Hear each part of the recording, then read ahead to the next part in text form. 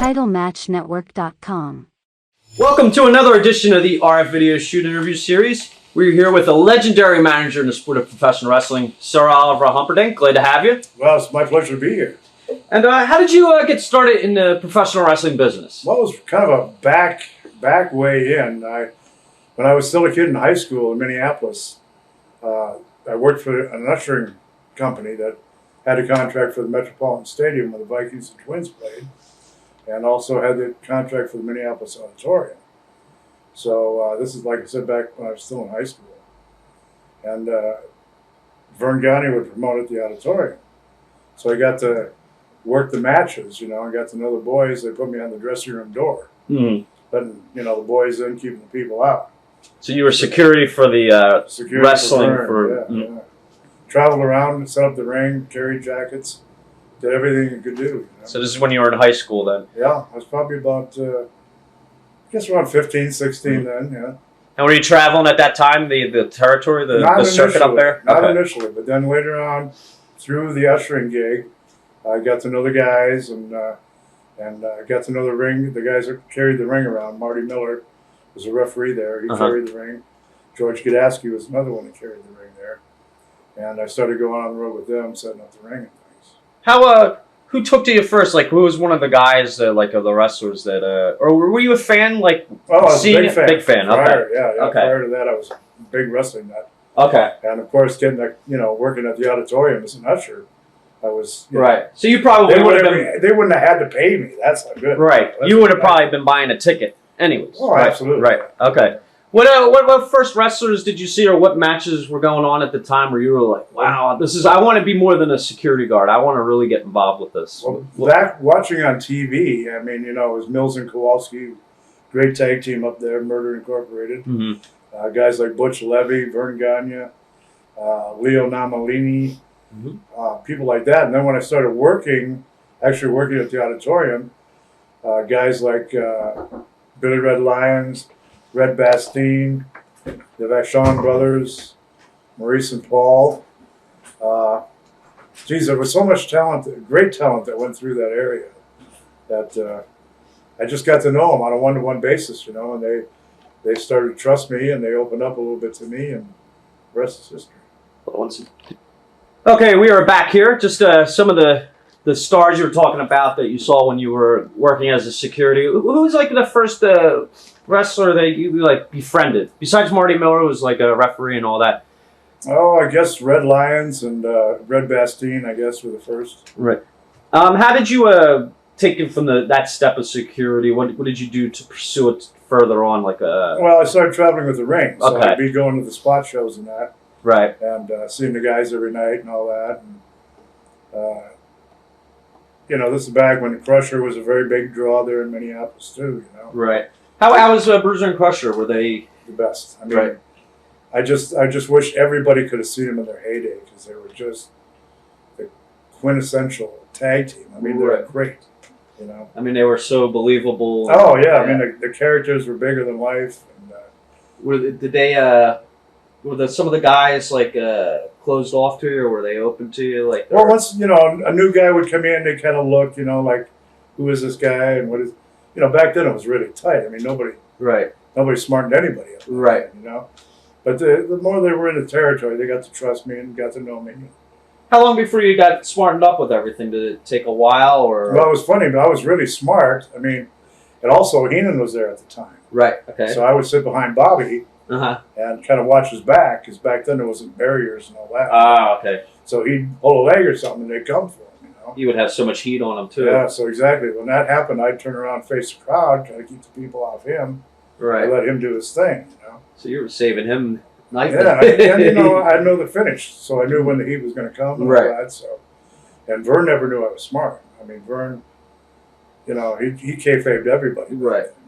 We heard some stories on a lot of our tapes and everything. Verne was kind of, maybe not as up to the times. Did you find, was he like that even then, or? Well, that was a very different time. I mean, you could certainly say that later on. Okay. But during that era, I mean, he was a typical promoter. They were all kind of like that back then. Right. But take that up to like '85 when Vince started, his national move, he was most definitely behind times.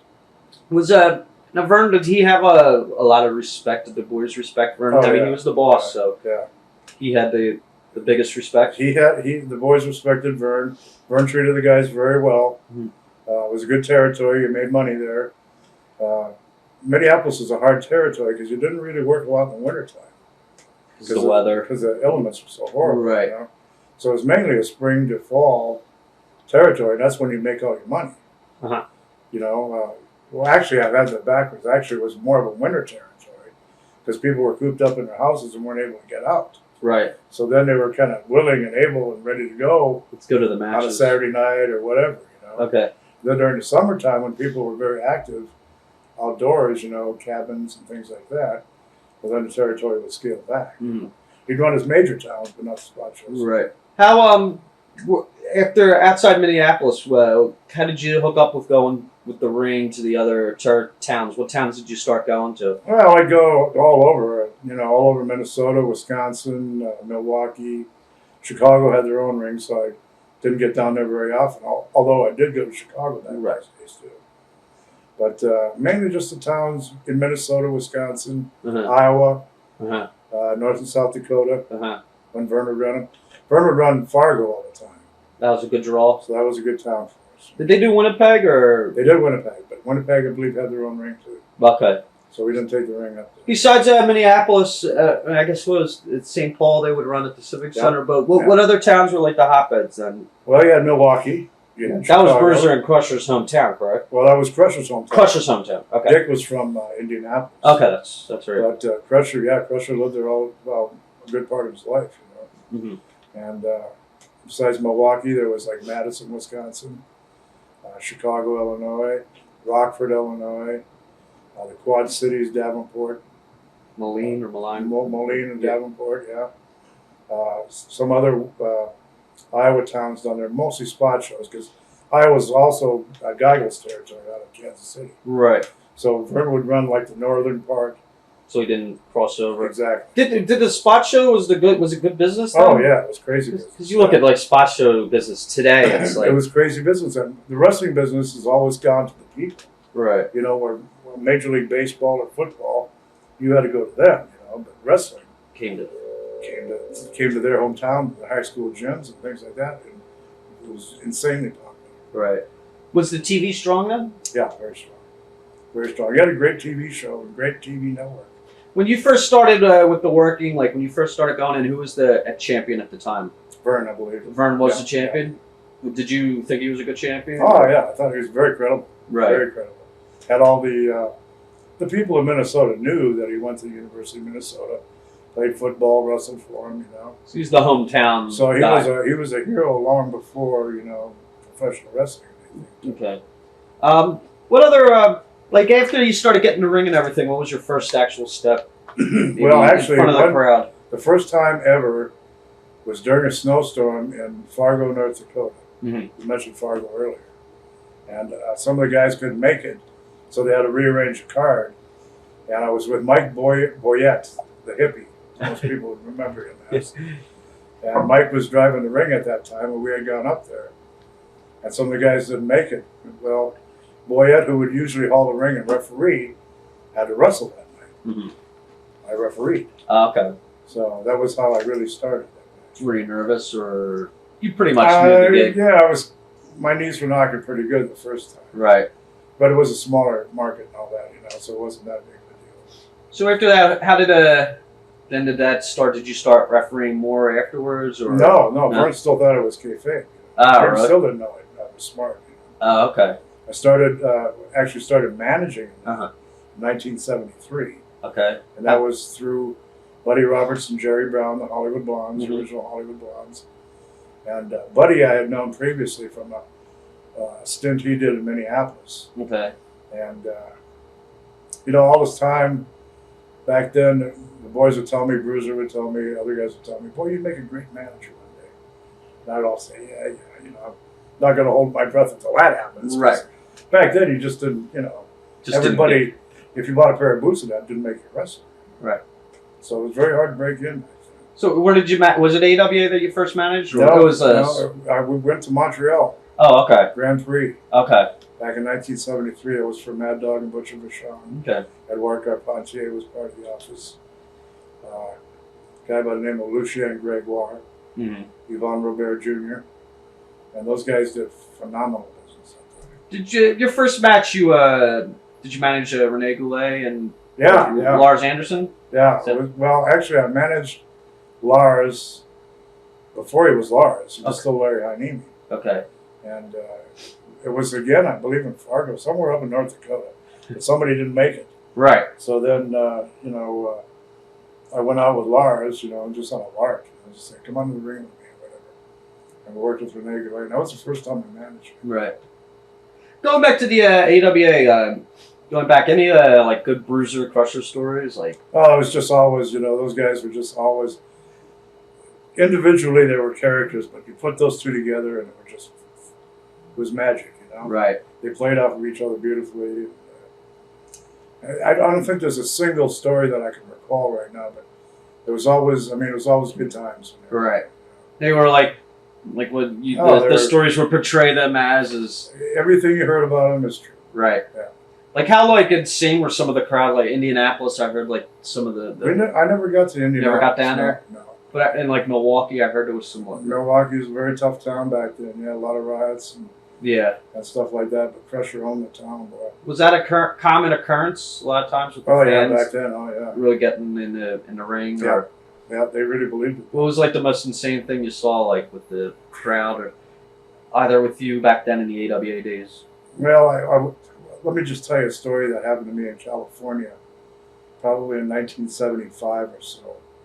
I was out there working LA territory, and Greg Valentine was managing him at the time. Wrestled in San Diego one night at the San Diego Sports Arena. It was a little building downtown on D Street or something like that. It was like a bull ring, very steep sides, right? Very small floor area, right? So it was just, people everybody was on top of you. We had a cage match one night with Freddie Blassie, of all people. Okay. Blassie was a legend out there. Yeah. Especially in the cage. You called the cage Freddie Blassie Cage for years out there. So something happened one night out there. I can't remember what the finish was, but we somehow got the best of Blassie in the cage. Right. And people started, I got in the ring. I guess we were beating the hell out of Blassie or whatever. But they actually started tearing down the cage. Oh, jeez. So then, you think, well, how am I going to get out of here? You know you're going to get hurt. You just don't know how bad. Right. Then the lights go on. How'd that happen? It just happened? Well, somebody was back there. Oh, really? So, it was a pretty hairy night that night. What happened? Did you just fought your way back? Fought our way out, yeah. Wow. Like I said, it was a real steep building going up. The dressing room was a cross aisle that went around the building. Then there was some balcony seats. But where the aisle was street level. And there was a little hallway that our dressing rooms were down. With a door going out to the alley on the end of the hallway. Well, the crowd was just, coming right behind us. We were finally fighting back. And they almost pushed us. We just had to grab the dressing room door as we were going by. Or else what they were trying to do is rush us out to the alley. All right. Who knows what would happen. We'd probably still be laying there. Going back to AWA, I heard there was a story, I think, with something on a plane ride with Butcher Vachon or something. I was Mad Dog.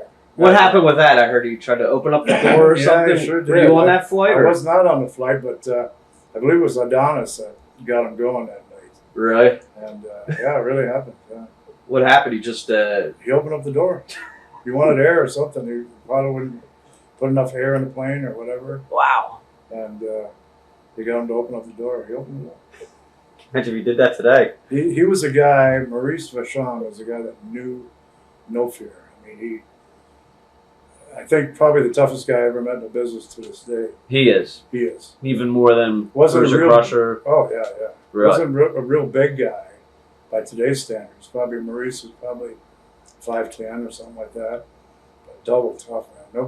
Nobody I've ever seen to this day is tougher than him. Did you find that AWA territory, when you were, started doing it, did you find that maybe was the place that had, the most legit, tough guys in the business? Yeah, I think they did have a reputation. Verne liked to bring those guys in. Right. The guys with the shooter background. Kind of like how Watts had the big guys in the 80s. Right. Verne had that in the 70s. Bill was up there I met Bill Watts the first time working for Verne. Okay. When Bill was up there, that was like 1968 or so. Mm-hmm. But he learned a lot from Verne that way. Right. And Bill Watts was an amateur wrestler too, so those amateur guys like to stick together. Yeah. What there's a lot of write up. What other guys would they bring in? I heard they bring in like the Sheik a lot of times. Not to Minneapolis, no. But to like the other towns. Like no. The Sheik would once in a while go into Chicago. Or Indianapolis, I think Heenan. In Indianapolis, yeah. Bruiser and Sheik had a big feud there, and in Detroit. Okay. But not in Minneapolis. Verne wouldn't use Sheik. How come? Because it was too gimmicky. Ah, really? Verne didn't like that? Okay. Verne had pretty straight territory, a lot of wrestling. Right. Not a lot of gimmickry. Right. Probably the most gimmick guy was Crusher. Really? Okay. What how come you said you started in Montreal? I guess it was 73 you said? 73. How come you didn't start out in AWA? Verne's, back then it was very different. If Verne didn't train you, he didn't use you, if you were just coming into the business. Back then, my buddies back then setting up the ring with me were guys like Paul Perchman, who turned out to be Buddy Rose. Right. Doug Summers went on and had a great career. And those guys, Verne trained, he used, but he didn't train me. So he didn't use you. And plus, Bobby Heenan was there doing a terrific job for us. Right. So he only used one manager. Yeah, there was really no need to have anybody else with Bobby. Is that how the territories kind of played back there? If they had one manager? Pretty much. That's it? It was a giant territory. Where they'd have, like in Louisiana, they'd have the northern end, Oklahoma and that. And then they'd have the southern end with Louisiana, Mississippi. So then you could get by with two managers using on different ends. Okay. But back then, it was one manager. That was it. When you were doing the security, did you go, hey, this is what I want to do, I want to manage? Or Well, did you want to be a wrestler? I knew that before I walked into the security. Oh, okay. Yeah, it was a dream, of course. I never thought I'd attain it. Right. But it was always in the back of my mind. Just to be around it, though. I was just happy to be around it.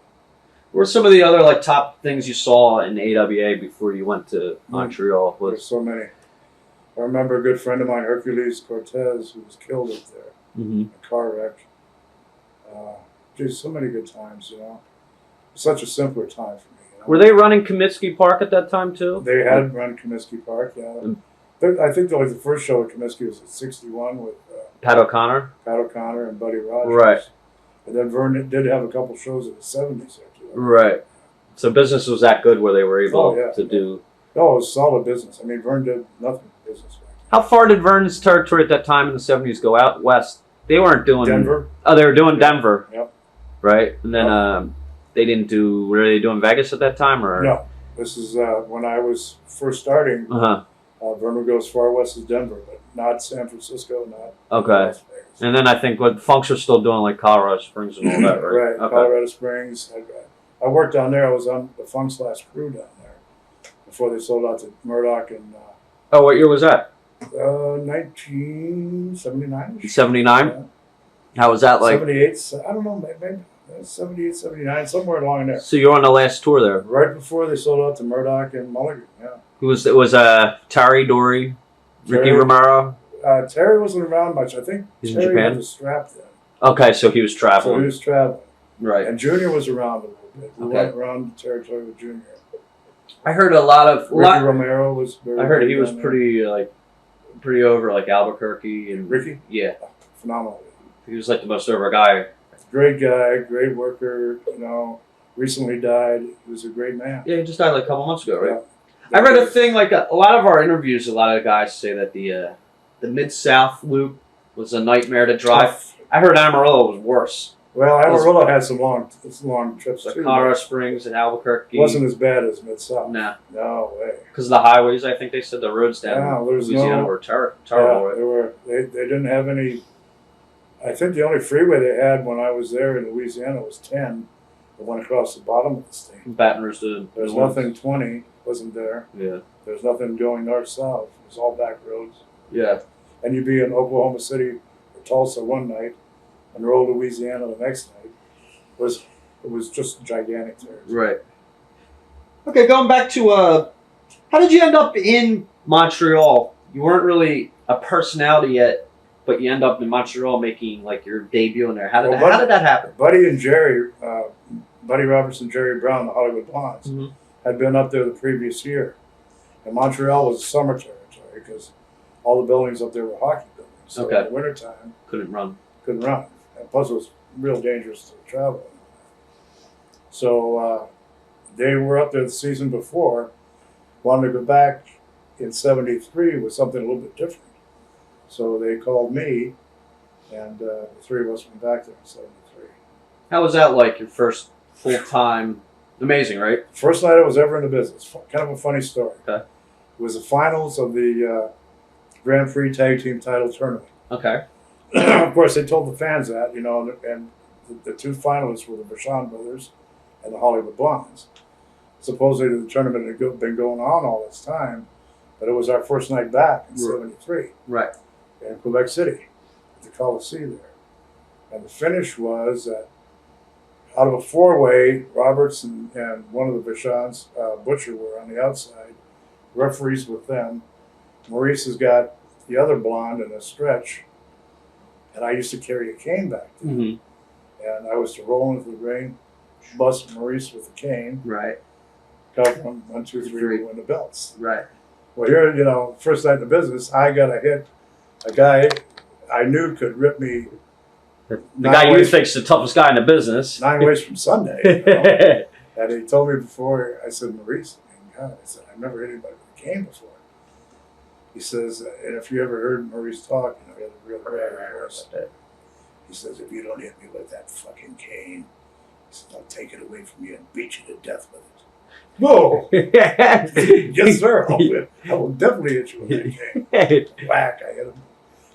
First night ever in the business, I got suspended. Really? For rolling in and hitting him. So I could never stay at the ring in Quebec City after that. I had to just go out, get introduced, and go back. But every other town you could stay. Yeah, it was just the city of Quebec had their own. So really, was that strict with the commission? Oh yeah. Wow. Yeah. That's pretty amazing. They took it serious back then. So that was the summer territory. Would you work every night? Oh yeah, yeah, every night, a couple times on Sundays. Same matches or different guys? Pretty much back then. Andre the Giant had just come to North America. Uh huh. So it was usually Andre and Carpentier. I'd work Carpentier as a tag team. Or we'd work with Billy Two Rivers and Johnny Warrior, an Indian team up there. Mm-hmm. So it was either one of those two every night. How was Andre? I heard Andre was a lot Phenomenal. nicer person back then than he was towards the end. And what an athlete he was. He was a lot slimmer, and he was still huge, you know, but he probably only weighed about 350 or something. Right. Like that back then. And he probably was. But here's how insane it was. Okay. Carpentier would do, the Giant would do the cell job and hot tag Carpentier. Wow. Yeah, that's how crazy it was. Wow. And he'd be flopping all over the mat for us. Wow. The Giant would.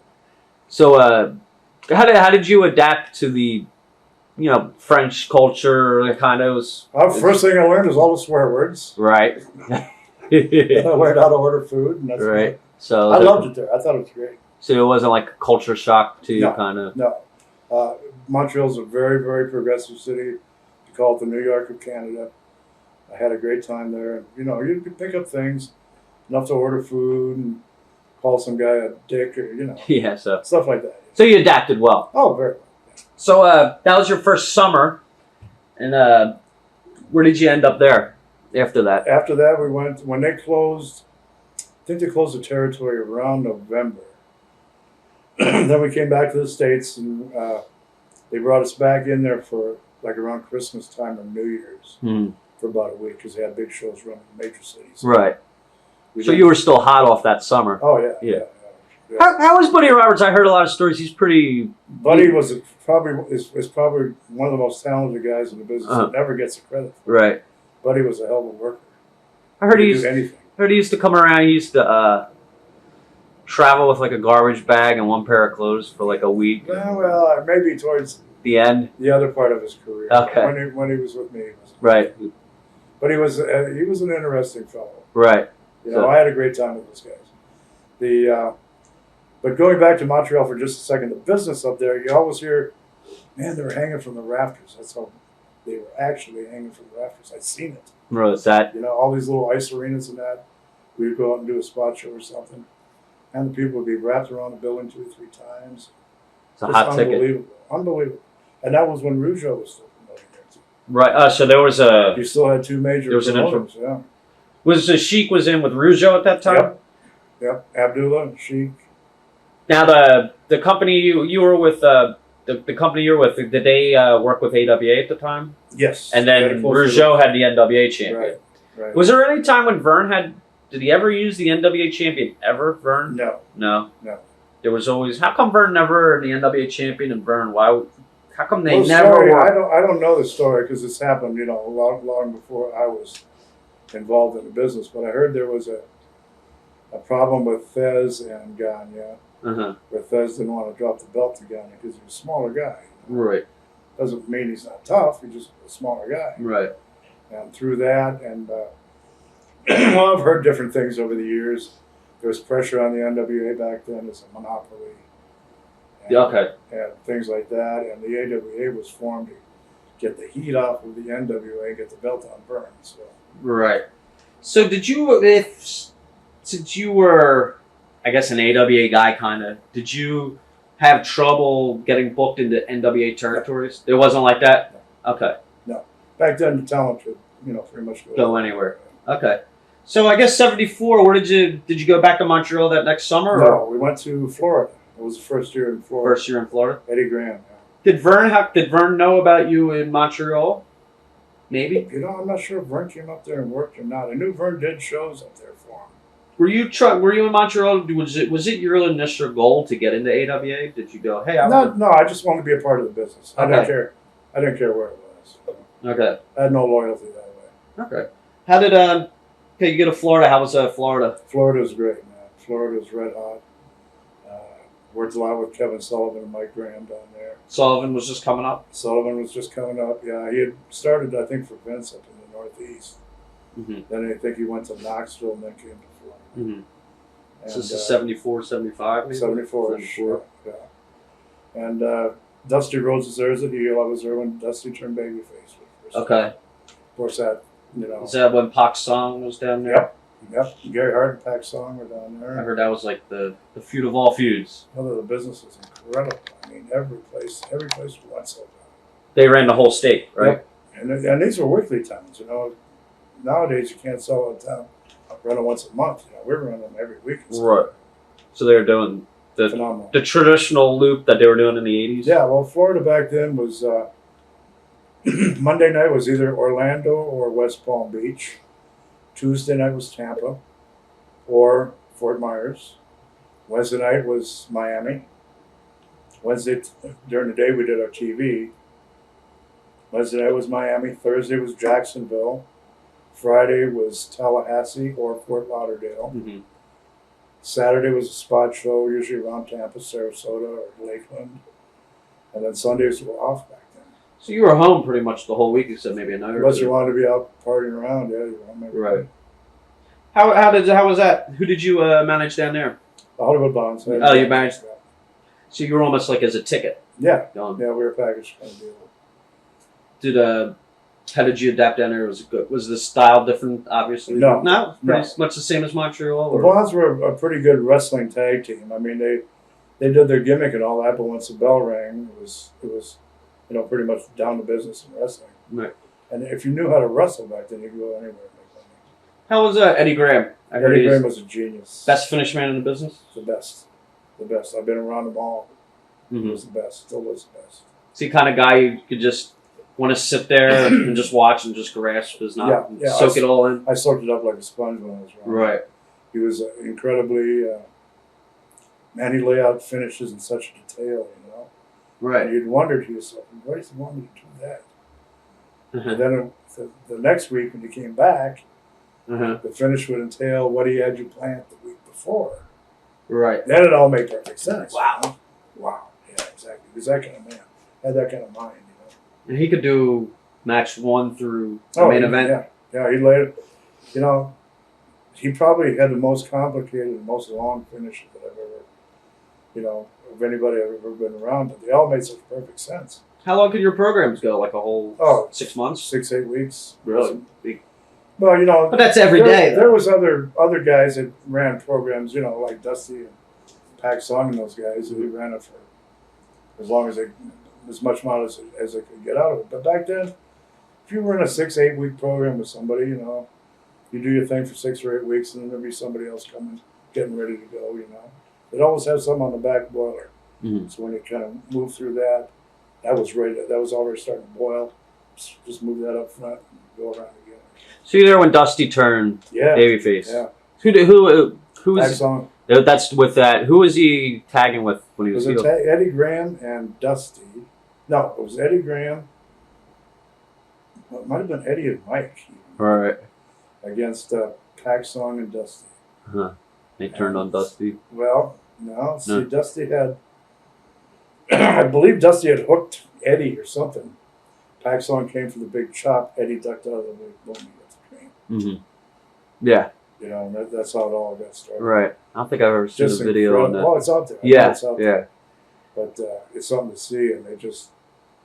I mean, they went from there. You know. Right. It was incredible. Who else was down there that? Oh, back then it was Bob Backlund was down there.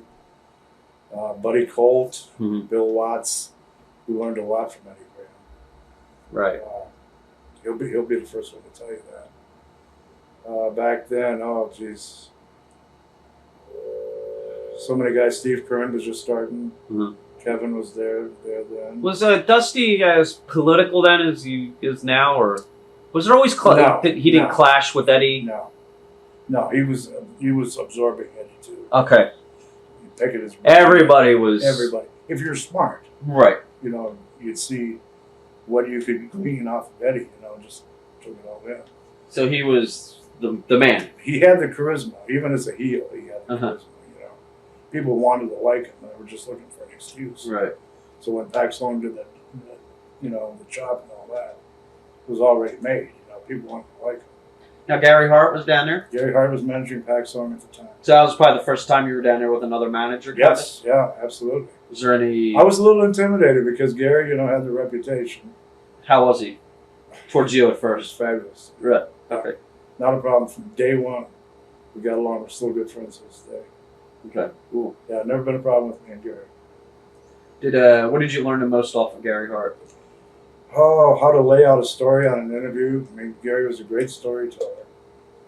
This was your first place where you actually had a TV with the interviews, kind of. When they really meant something, because in Montreal, a lot of French-speaking people, so not gonna understand, right? Exactly. So I mean, this is the first where you had to step up your game a little bit for me, you know, in Florida.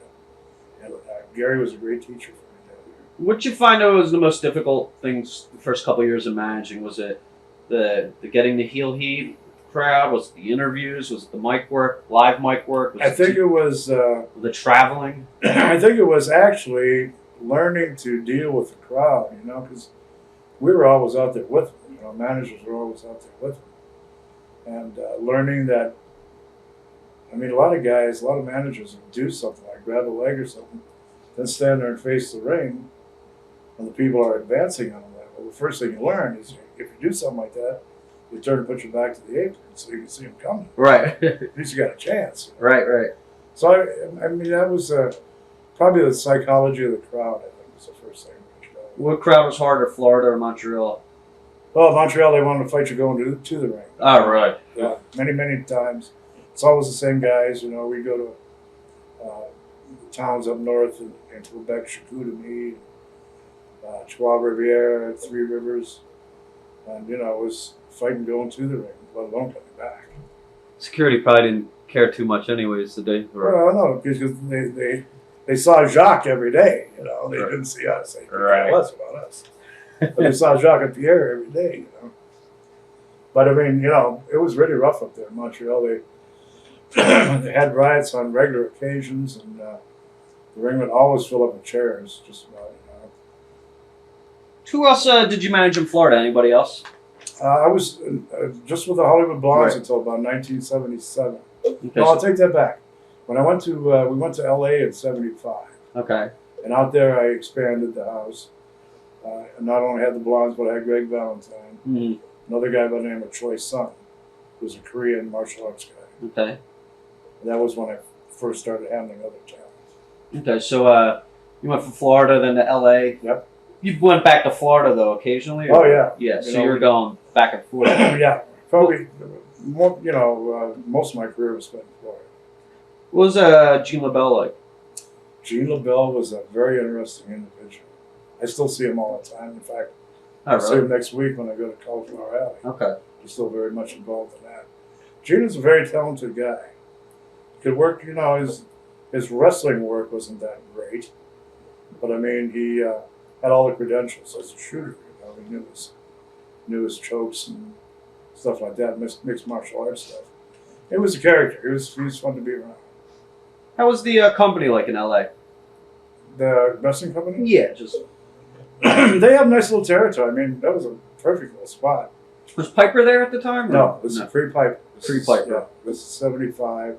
I don't think Roddy came down there until like late 70s. Yeah. Mhm. So anyway, they had a nice little territory. They had the main towns were Bakersfield, San Bernardino, San Diego, L.A. We worked L.A. Twice a week, once for the TV and once for the house show. Bakersfield once a week, San Bernardino once a week, San Diego once a week. Mhm. Then they run a little spot show here and there. So I mean, San Bernardino's like 90 miles from L.A. San Diego's about 120. What was Fuji down there? No. Mr. Fuji? Okay. Who else was down there at the... When I was down there, let's see, John Tolis. How was he like? John's a great guy. Great talent. He was very over in L.A. Mm-hmm. Freddie Blassie was in for a while when we were there. Freddie was... Freddie He's kind of winding down. Yeah, he was winding down the career, but he's still the king of L.A. Right. Was Ray Stevens? No, No. Ray was still in San Francisco. San Francisco. Okay. I'm trying to think of who else was in L.A. with us. A guy by the name of Butcher Brannigan was there. Was Rocky Johnson in at the time or no? You were there? Don't think Rocky was in. Rocky, I think, came in and out a couple times. Right. But they had a pretty good crew in there. Mm-hmm. Did they use any Mexican guys, or did you ever go down? Oh, Gorman and Goliath. Okay. Yeah. Black Woman. We worked with them a lot down there. Did you? You also?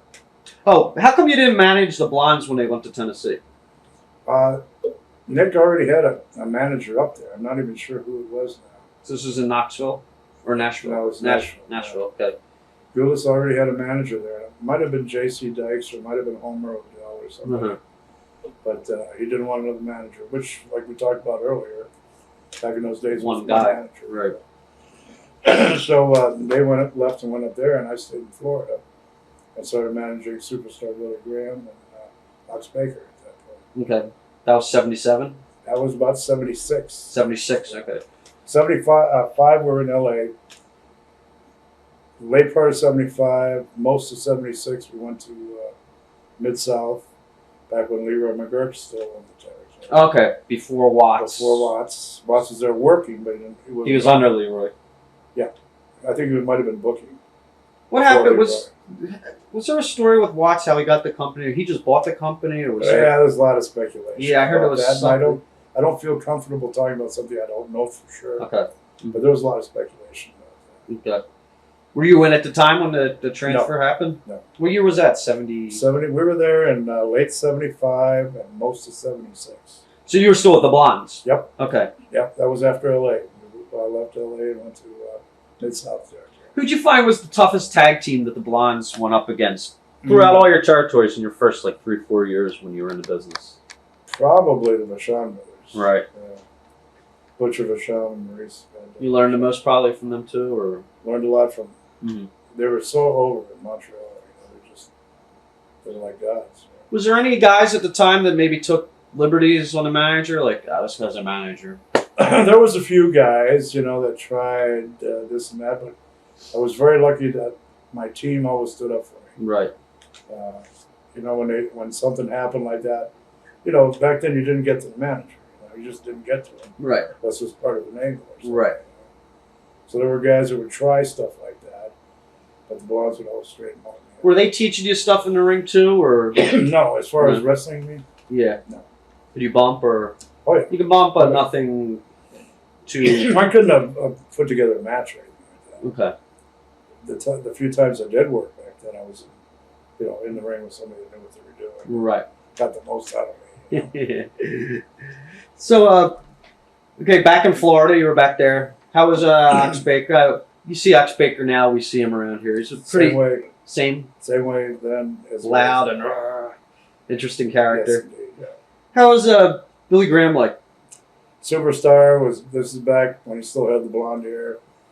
In fact, in '76, I think it was just prior to the time that he went back to New York. And, When he won the belt. had that right up there, and phenomenal. I mean, the guy's just... Is he in the best shape of anybody you ever saw? Yeah.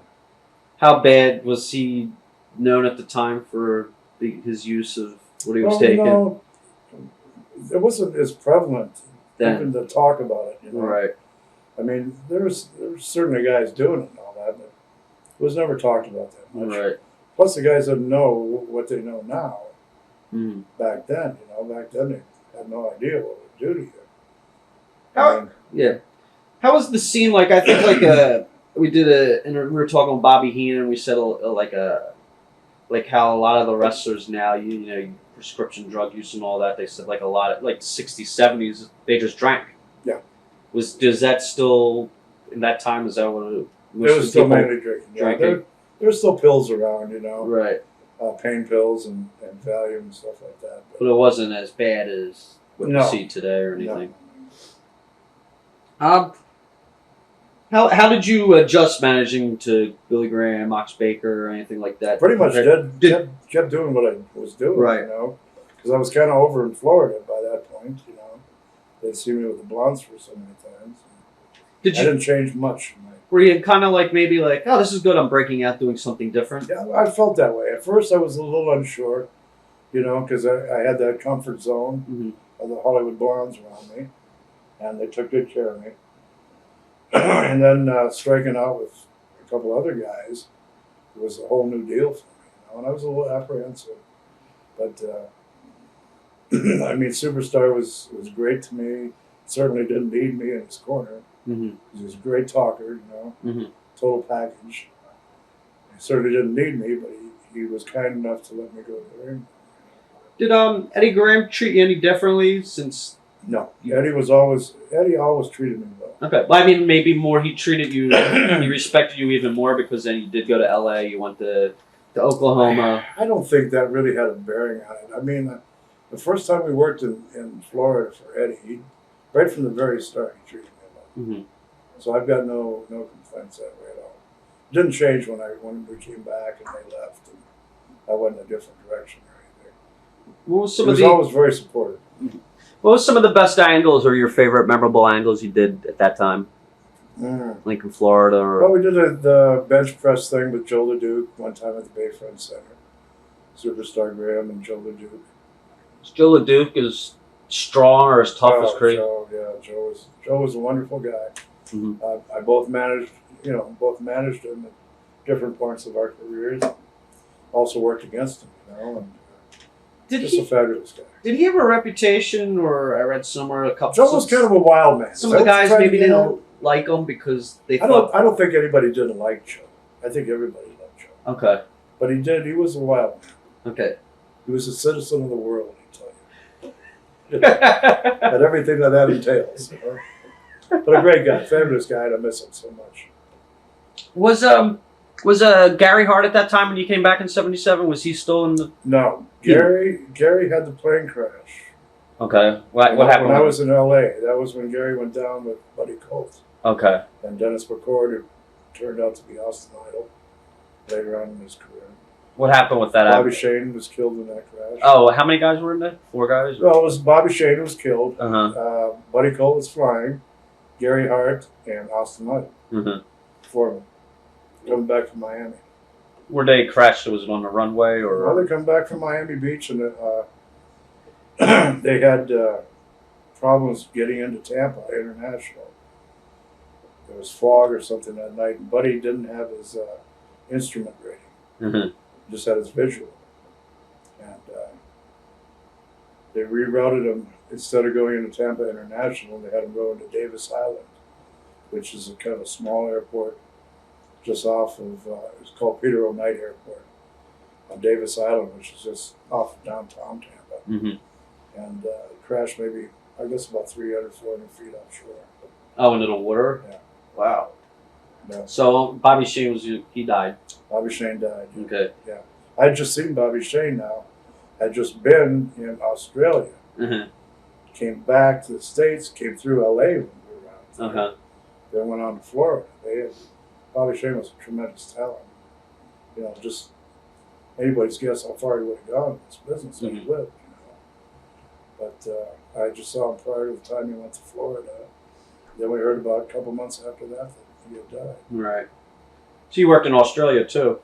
I didn't. Oh, you didn't. He came back. Bobby, You saw him. Bobby Okay. was in Australia. Okay. Then he came back, stopped on the West Coast for a few days. So you were back in Florida. Then at that time, is that when you went back to Amarillo for the last tour, or where'd you pop? See, this is 76 and 77. Yeah. 78. Was Dusty still down there? Yeah. Oh yeah. He was still hot. Oh yeah. Always. Red hot. Red hot. Yeah. From there, I think it was about 78 that I went to Amarillo for Funks, and I managed a guy by the name of Mr. Pogo. I know. He's now a hardcore legend. Yeah. This is when he first started. I was in Japan the night he got paralyzed. I saw it live. Yeah. It was in like '96. So I haven't seen him since about that time. Well, I guess he was in Florida with me in about 1980. Yeah. And then that was about the last time I'd seen him. And then I think he was in there with Muda, wasn't he? When Muda first. I don't. He was with them in Puerto Rico. That was Kendo Nagasaki. That was Okay. Muda. Pogo and Kendo were in Puerto Rico then. Could be. Yeah. Could be. But yeah, in Amarillo I had Pogo, and I had Hans Schroeder, a German guy. Okay. And Tim Brooks would come in and out for shows that I managed him. And the original Sheik Would come in and down. out, managed him. How was Pogo? How was he? Yeah, good guy. Yeah, very Yeah. good guy. Yeah. This is before he went off the deep end, I guess. Yeah. Talks like this with the Yeah, drinks all the gasoline and. I haven't seen any of that stuff. You know, Yeah. I just hear from people. I've seen a lot of it. I saw. Yeah. Crazy. I don't know what's he thinking. You know? I don't know. It's crazy stuff. Uh, I don't think he really works much. he anymore. didn't get it from me. No. Okay. He got really hurt. I don't think he really works anymore. Maybe he'll come and make like a. He's no spring chicken. Nah, he'll make like a surprise legendary thing, but Come out and blow himself up. probably. Yeah. I Was never got. Onita down there? I never got the sense of that. I don't know. Was Onita down there with him when you were down there? No. How was the Funks? Well, Terry wasn't there, you said, really. Terry was on the Ter- road a lot. Yeah. How was Junior? Junior was good. Junior was over big time. We had Junior and Ricky. Booking the territory back then was Art Nelson. Art Nelson as the Super Destroyer who was under the hood. Art was a funny guy. Art back then would wear the hood, but he still bleached his hair blonde. It's like, why would he do that if he's got a hood cover? So I don't know. Art was a strange guy, but he was very knowledgeable and very smart guy. How was the Sheik down there? Sheik, just box office, you know. Right. Brought him into Amarillo, not Amarillo, Lubbock, Texas one time. Did you manage him? Yeah, Mhm. yeah, when we bring him in now. In fact, the time we brought him into Lubbock, the promoter in Lubbock, Texas was Nick Roberts. Okay. And Nick Roberts Isn't that Baby Doll's father? Yeah, exactly. Mm. She had a snake, so we'd borrow her snake and the Sheik would come in. Oh, okay. And the Sheik would use her snakes. Oh, he was wild. He chased those cowboys up to the balcony with that snake, you know. So the fans are. Oh, they'd scatter. Yeah. They'd scatter. He was the one guy that the people. Yeah. How was was Terry down? His gimmick, you know, the Sheik gimmick was so good. He was such a. He would work in the locker room. So we seen him once when we were with ECW. He was in the locker room. Yeah. His last match, '94. He was working the boys. Oh, yeah. Yeah, He was always on. Sheik was always Yeah. But a great guy. I miss him a lot too. Did you see Terry at all down there or something? Yeah, Terry How would was he come like? Was he crazy as he is now? Terry's the always best. been nuts. So. He's always been that way. Right. Crazy, you know. About half crazy. I love him, you know. Managed Terry a lot, you know, in Florida and that too. So How was the style in Amarillo? very wrestling style, wrestling oriented. Old Man Funk was you know, well, he'd use the occasional gimmick like Sheik Yeah. or something like that, but it was a wrestling territory. What year did Senior die? Senior died in about 1973 or 4. Okay. So I had just started. I never met the old man. Okay. So you just Junior and Yep. Ricky were. Yeah, Junior and Terry, and yeah, the old man died. I think the year I started, which would have been '73. Was Murdoch down there? Murdoch was in and out of there. Okay. I heard. You know, I never met Murdoch, but I heard. Hell of a guy, I always thought he had the best punch in the business. no doubt, no doubt. Hell of a worker, hell of a guy. You couldn't be in the same room with Dickie and not be laughing all the time. Just a great guy. Did you? Was it easy for you, or I guess with the promoters where you could go to here to there? Seems like it was easier then to do that. Well, there's like 33 different places to go in North America. Right. Between Canada and the United States. It seems like the promoters work together more than what they would do now. Well, yeah, you know, if back in those days, if a guy was having a problem with a program or a finish, most of them would call Eddie, because Eddie was that smart. You know, he could give them the way out if they painted themselves into a corner or something. You know, Eddie would figure out the way out. And, you know, so it's funny that Eddie would help out other companies. Well, but they all kind of were together, you know, under the banner of the NWA, and it was a confederation of owners, you know. Do you think it was kind of tough maybe for some outside promoters to get in? Well, there was an outside promoter. They wouldn't allow. I mean, there was Outlaw, but I mean, like, say, what if Verne decided, hey, I want to be part of the NWA? Would they? Yeah, that wouldn't happen. See. Okay, there was. They respected each other's areas. Okay. Who was all in the NWA? What were the main? There was Florida, you know. Well, yeah, for a while, New York. Uh-huh. You had Crockett in the Mid-Atlantic area. You had Florida. You had Atlanta. You had going west. You had the Mid-South area, Mississippi. Alabama was NWA. Fullers, right? Fullers, Tennessee. Just about everything south of like Kansas City South was all NWA. Did you, after around Amarillo time, then you worked in Central States too, right? Yep, I sure did. I went up there for Harley in about I'm thinking about 1982, maybe? No, I'm so bad at dates. Maybe 84 or something. Right. Like that, yeah. But Florida seems to be the one place where you kept going back to. It was the ideal place to be, brother. Right. Beach, sun, warm temperatures in the wintertime. Easy drives. Easy trips. I mean, it was ideal. Good wrestling. There's always. Yeah, the money wasn't as great, and people always say that. Well, the money wasn't as great, but you know, making $100 to make Orlando is like making $300 to make New Orleans out of Tulsa. You know, I'd rather do that little Tampa to Orlando trip, make $100 and go from Tulsa, Oklahoma to New Orleans and make $300. You know, so it was ideal that way. What company had the best payoffs? Do you think? Territory. Just made good money in Montreal. Those guys were very fair up there. Mm-hmm. You know, we made decent money in Florida. Like I said, you didn't spend anything because you weren't on the road. Right. And Amarillo wasn't drawing that well when I was there, so that wasn't really that hot. But Central States, I heard, was pretty low. Central States pretty low too. Again, they weren't drawing that well. LA was another short territory, so you know, if you made $100 there, it was like making $300 anywhere else. You know? What did you enjoy the most up to that time? Was it Florida? Oh yeah, obviously. Absolutely. Yeah. They had the best. They had the most cohesive booking strategies, and they had the most good. You know, the towns were all good towns. And, you know, it was just a good atmosphere. Was there one promoter, or like it's just like, I don't want to work for this guy, I just can't stand working for this guy? Was there anybody, or not that you have to bury anybody, but no, I don't care for so many years. If I could think of one, but I don't think there was anybody I really didn't like. Right. I liked other guys better than other guys. Uh-huh.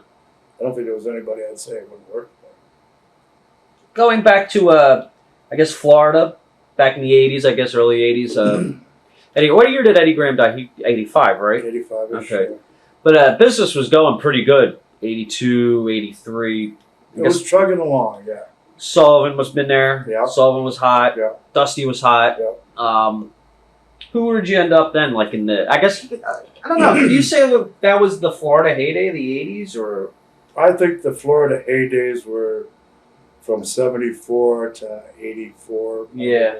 I think people say, like, especially people my age, you know, they always think of Kevin Sullivan with the gimmick he did and everything. That was, I think that got the most notoriety, like, in the magazines. Well, it was because it was so different, too, right. You know? Did you find that, like, did you think that something that different could do that good of business? Well, I knew it could because nobody else was doing it. Mm-hmm. You know, it was something that nobody else had done before. But it was also a fine line that we walked. We didn't want to get too, you know, it was very, when you do a gimmick like that, you can't go overboard. Right. Sometimes if you say something just to have people think and not really tell them right out, but let them think of it, you know? Right. Like, what the heck is this guy?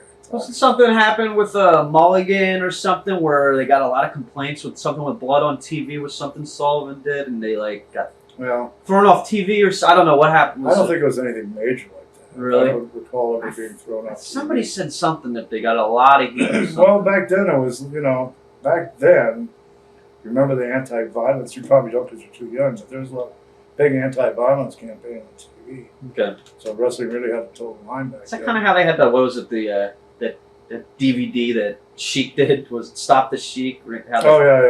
Was it similar? I like to hurt people. Yeah. Is it something similar to that, I guess? Yeah, kind of, but not. Kind of, but not. Right. Yeah. There was a big movement that was too much violence on TV. Mm-hmm. They even went so far as to say cartoons for kids are too violent and all that. You know. Like now they're doing with video games, I guess. Well, I guess, but the believability was still there, correct? The video games today are violent. Yeah. I mean, blood, shoot the cabbie. Right. Back then, though, it wasn't. You know, they were just down on violence, and they were down on, you know, any kind of thing like that. You know, even, you know, they'd always call wrestling fake. Oh, that's all fake. You know, but when it came time to get on somebody's case about something, it was always wrestling. Right. You know, you're too hot. You can't do this. You can't. Back in then, who were you managing then, like in the 80s, like at that time, like? Oh, during the 80s, Kevin mostly. Yeah. Yeah. Were you with Kevin when he made his original transition to that character? No, I came in after that. Okay. Where were you at that time when he? I think I was probably finishing up in Kansas City. Okay. How long were you there for? A while? Kansas City? Yeah. I was in Kansas City about a year, I guess. Right. I really went there as kind of a favor to Harley.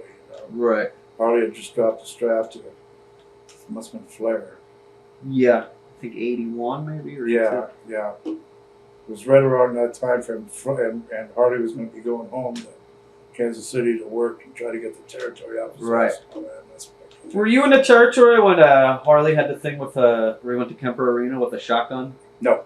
Did you hear about that? I did hear about that. That was a Hogan man. Yeah. No, that was after I had left. Yeah. Who did you feel just was the best of the NWA World Champions? Briscoe. I don't think anybody was better than Harley. Harley was the best? Yeah. Terry was good. Don't get me wrong, I'm not knocking these guys. Mm. Terry was good. Junior was good. Briscoe was great. But I think Harley, you'd have to get the Iron Man award. Was there something somebody was saying something about with the NWA World title that they wouldn't drop it to a baby face or something with and like Dory like faked an injury or something, skiing or something? Oh, I remember. I think, that's a legend that's going around about how Old Man Funk didn't want one of the kids to put Jack over. Right. That's what it was. Right. I have no first name knowledge. Right. So. But the NWA... I've heard the stories, but that's all I can tell you. The NWA title at that time was just big business. That was a big business. When they brought the champion in, did it really boost? Oh, yeah. Like absolutely. It was especially in Florida. Now, I can't tell you how it was all over. Uh-huh. But when the NWA champ came to Florida, that's something. Mm-hmm. Was Harley really over when he... Who was the most over champion in Florida when you were down there? Did you think they drew the best? Probably Terry and Harley. Mm-hmm. Yeah. What other big feuds down there when you went back to Florida? it was when Sullivan first started. He was doing his thing. We were talking about the, I guess, the violence and everything, maybe the fine line of taking it. What was some of the things you thought maybe with that angle that might have gone too far? Was there any? Or Well, we did, but I look back on now and having the benefit of hindsight, rather. I think some of the stuff we did with the women and that, I think was a little bit stretching the line. okay, You know, we had Nancy, who was with us back then. And we also had the Lock, who was Winona Littleheart. Great talent. And did they take some of that stuff maybe from what the Sheik was doing with the snake well, and the girl? I think it all goes back to that because Sheik was the first one to kind of use Right. that. Didn't the Sheik's wife Joyce? she used her, didn't back a long time ago? She was the original slave girl. Right.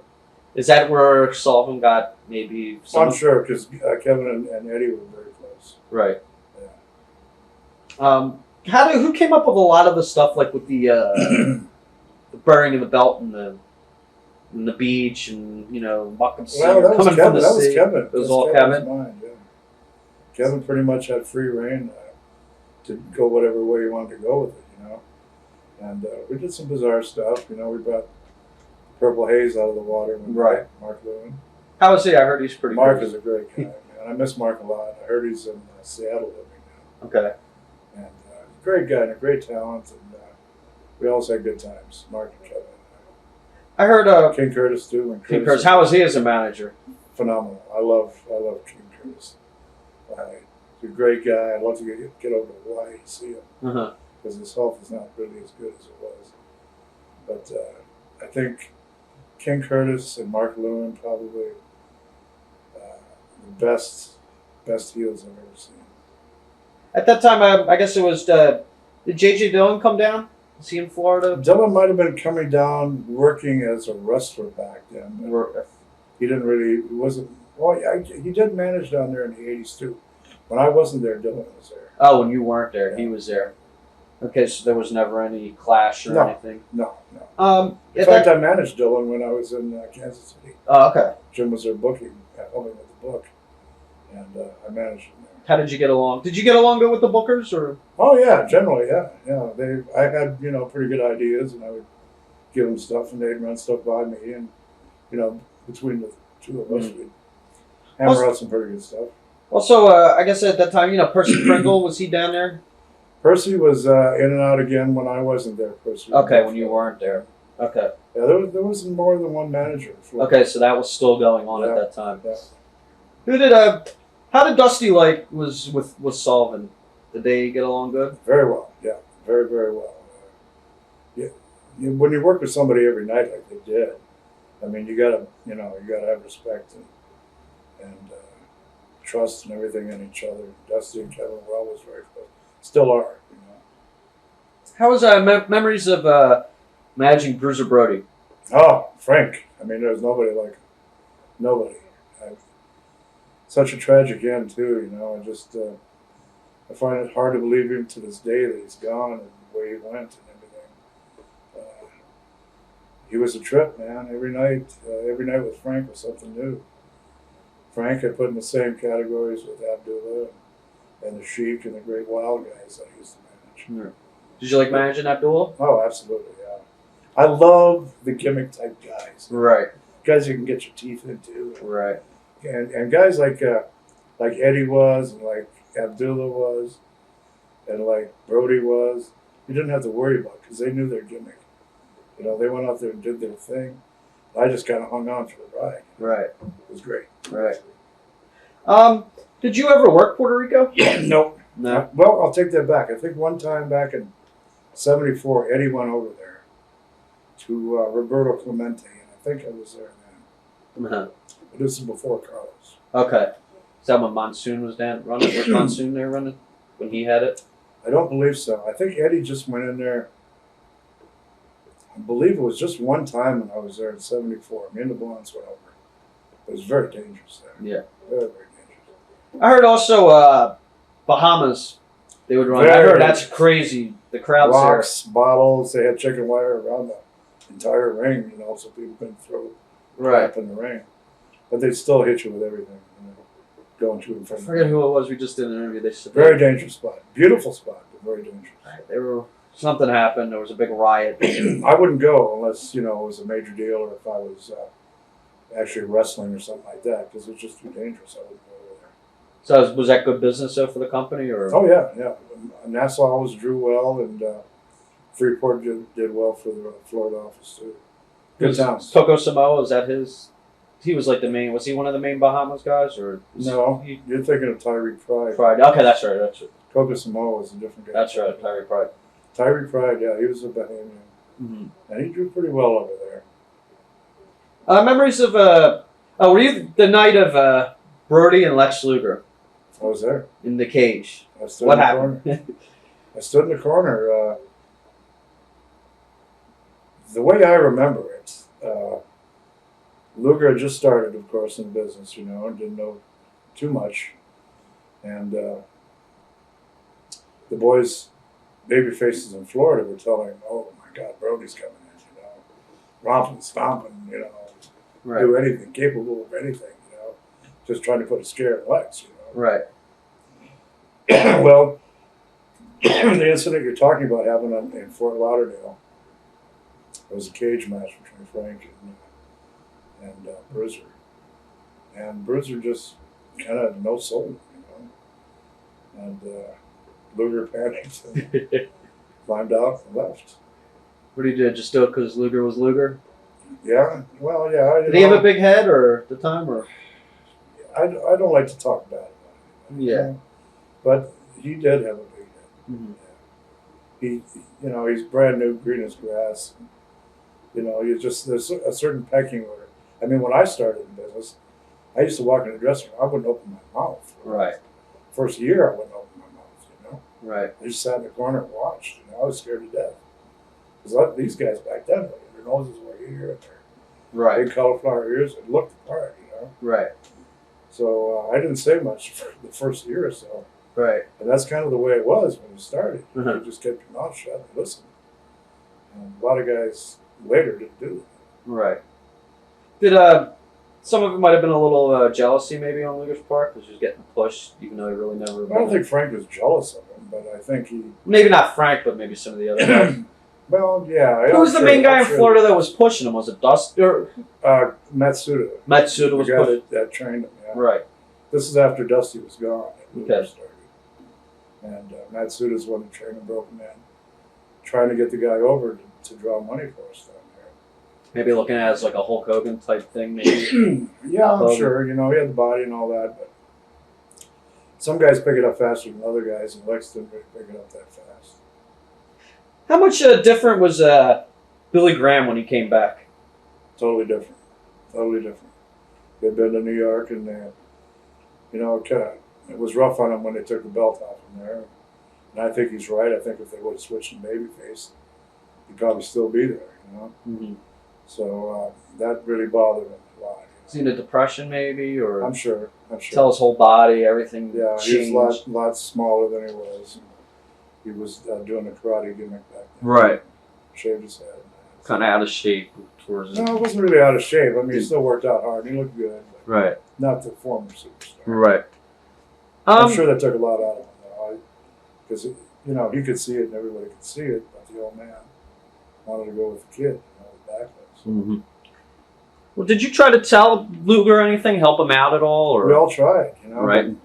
Pretty soon it's like, why should I be knocking myself out if this guy's not going to listen? Mm-hmm. So that's pretty much how it was. How was it? How were the Wyndhams? Blackjack? Always got along great. Barry with Kendall. Wyndham's, yeah. Barry, I saw him, from the first time he started. Mm-hmm. He was probably skinny, he was like Kendall was. Right. Back then, he's only, I think, 19 years old or something like that. And became a fabulous worker. Barry had everything. Barry had all the tools. And Kendall was, Kendall's maligned a lot, but Kendall turned into a pretty good worker. Mm-hmm. Of course, Blackjack. Nobody liked Blackjack. He's the best. Yeah. How were you there? We heard the story, I guess, from Bill Alfonso. Were you there? Were you in the car when Piper jumped into the canal with the alligator? No. You hear about it? Stories like that happen all the time. I was with the. We were coming back from Miami one night. I was in the car behind the sheep herders, Uh-huh. or the bushwhackers Right. later on, and they hit a wild boar. So, I mean, it was like Zoo Parade coming back from Miami back then. It wasn't a freeway. It was just a road going across the Everglades, Alligator Alley. Yeah. So you hit all sorts of shit Right. out there in the middle of the night, you know. Yeah, I've been out there a couple times. Yeah, scary back then too, because there was no. I mean, you're It's flat, nothing. 30 miles from anything out there, you know. So one night they hit the wild boar. We saw him pulled over, so we pulled over.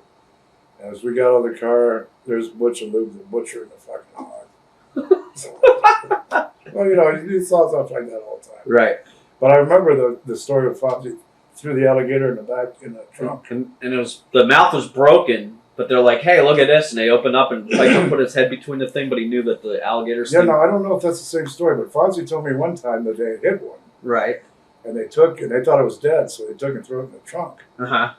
So about 30 miles down the road, they all of a sudden they hear Oh no. flopping around the trunk. The gator was just stunned or something. Right. And now he was ready to go. So That's crazy. I can't remember how the story ends, but I remember a lot of stuff like that. Person from Minnesota, you were probably like. We don't have alligators Nope. in Minnesota. Any other like crazy out of the ring stories Well, I don't know. come to mind? Anything? Just, you know, it was always a lot of fun. I mean, you know, the boys played hard and they worked hard, you know. Mhm. So, you know, just different goofy stuff, you know. Not that I can recall right now, but it was always something. It was always something going on. Did you know the Von Erichs then, or? I didn't really meet or get close to the kids until I believe I was working in Kansas City at the time. Uh huh. And would work in St. Louis out of the Kansas City office. Kerry, they would all come up there. Carrie and Kevin and Didn't David come in as a heel in Florida? Didn't he? I you wasn't weren't there there. then. Okay. No, that was the time when I wasn't there. I think I might have been in Kansas City when he was there. But all three of the boys, David, Kevin, and Carrie, were very, very close to me. I met them through Gary Hart, Mm-hmm. because Gary would bring Kabuki into St. Louis. Of course, the boys would come in there. You know, we'd all get together after the show, the boys and Jerry and I. And, you know, they were great kids. I mean, great kids and talented kids. Just makes no sense, the whole story. At one point, you went to Mid Atlantic. Yep. How's Crockett? Crockett was good working up there. It was good working. I guess I was there, and I want to say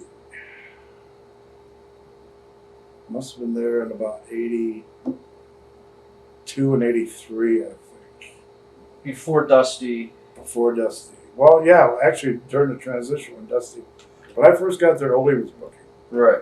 And then I think Junior took the book from that, and then Dusty came in after Junior. Yeah. So I was in during that transition period. Heard Ollie was kind of a. Ole was different to work with. I don't have a problem with Ole, and Ole doesn't have Okay. a problem with me. I still see him, you know, occasionally at Fan Fest and that. We always get along. But Ole was a very smart guy. Memories of One Man Gang, Jimmy Valiant. I think there's a couple of guys down there at the time. Yeah, I managed a gang. I had a lot of guys in Mid-Atlantic over the years. Ivan Koloff, Uh-huh. One Man Gang, Joe LeDuc, Uh-huh. guys like that. And basically it was much like my position in Florida, where Dusty was the main babyface and I would bring all the heels in to fight him. Well, it's kind of reversed in that Jimmy was the main man in Mid-Atlantic, and I would bring the heels to do battle with him. Right. So I'd run Koloff through him, Gang through him, and Joe LeDuc through him. So Jimmy Valiant's a pretty effective babyface at the time. Jimmy Valiant is a great, great guy, man. He's super. Have you met him? Yeah, I actually have met him for the first time 3 weeks ago at a show. He's a very good guy, very nice guy. He was hotter than George Asphalt up there Right. in Mid-Atlantic. I mean, he was red hot. Right. And yeah, every night with Jimmy, I mean, every night for like 6-8 months it's been up there. Right. Different heel, you know. Memories of Ric Flair. Rick is a Minnesota boy, Minneapolis boy. Mm-hmm. I had just started, I think, about the time that Rick started. So you knew him from up there. I really didn't know him. I think Rick started about 73, Okay. 72 or 73. So you probably were in Montreal, maybe. So I just started about the time that Rick did. Okay. But we'd been together a lot of different places. How was he? Oh, I never had a problem with Rick. You know, I don't know why he's wrestling now. You know, Where does he get it? I don't know. I don't know, brother. Tires me out watching him. What are some of your favorite matches from this time? Maybe where you're at ringside and you're like, you lose perception that you're managing and you're almost like a fan there. You're like, you just get caught up in the moment. Like, what's some of the matches at a time where you're like, you have to snap into it, like, oh, yeah. There's been many. It's so hard to recall one, you know. Uh-huh. There's a lot of times where I wouldn't even know the finish. Uh-huh. You know, if I was involved, I'd say, "Don't tell me," Yeah. because I want to observe And have that as they surprise. observe. Exactly. We did that a lot. I mean, I did that a lot. If I wasn't involved directly, I'd just, go out and surprise me. Going back to Florida, what hurt Florida business? What do you think was the drop off? Well, when Dusty left, that hurt a lot. Okay. After Eddie died, that hurt a lot. The expansion of Vince hurt a lot. Who took the book after Eddie died? Was it Mike? You know, I wasn't there when Eddie died. I was elsewhere when Eddie died, and I think in that, I don't think Mike had the book. Mike was a guy that, while he loved the business and everything, he didn't want to be tied to the business. He had a lot of other things going, you know. I'm thinking back then, after Eddie died, I think Michael Hayes might have had the book for a while. Thinking Matsuda probably had it the most back then. Did you get along with Matsuda? Oh, very well. Mm-hmm. Very well. Memories of a Great Muda? Or Super Black Ninja when he That was started? the first manager he had. Okay. Mm-hmm. Matsuda brought him into Florida. He was the White Ninja at first. And Kendo Nagasaki was there, Mr. Sakurada.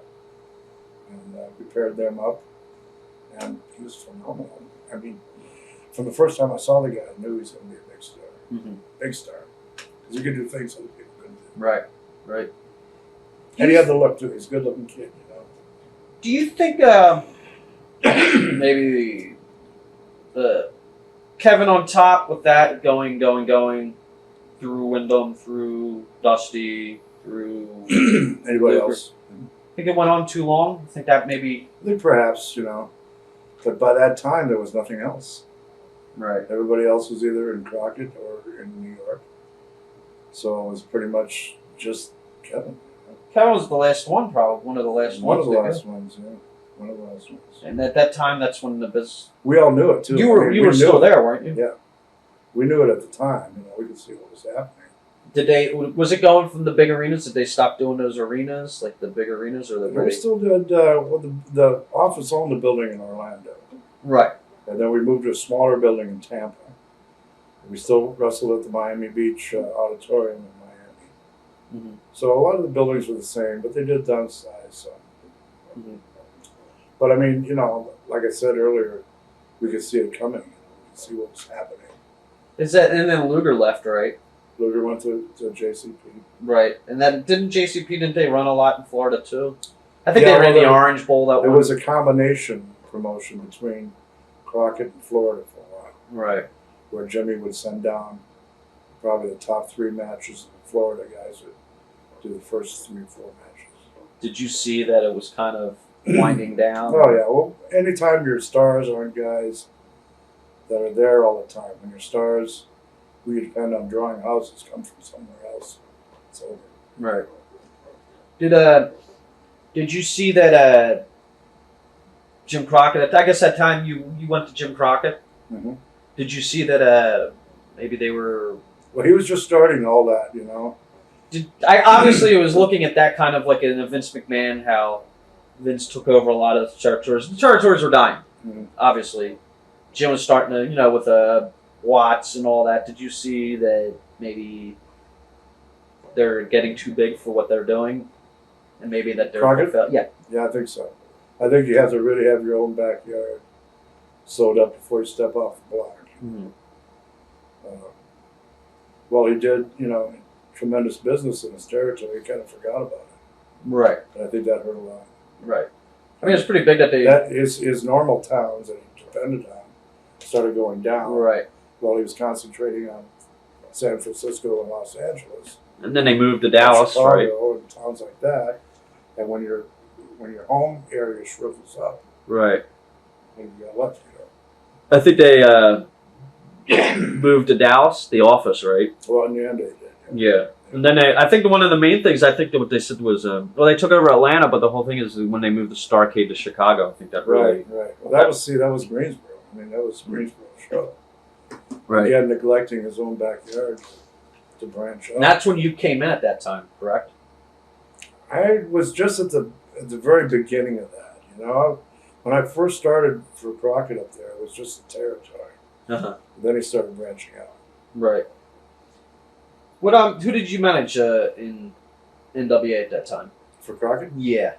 Well, like I said, I had Ivan Koloff. Mm-hmm. I had Gang. I had Joe LeDuc.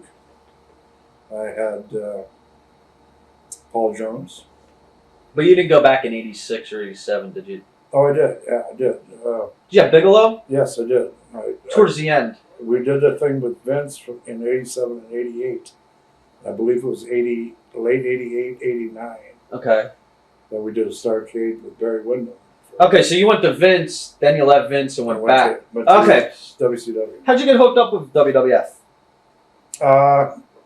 They called me. I think I was off back in Minneapolis. And they had Bigelow. They were going to use Bigelow. And they needed somebody to manage him. And I think it was either Patterson or Vince they called. And they wanted me to go to Madison, Wisconsin. They were going to do a show there. I met with them there, and we decided to do it there. You worked out a deal.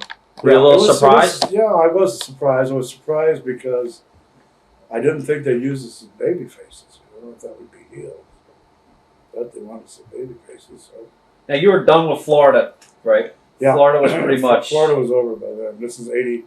When I went to Vince, it was 87. Yeah. I think...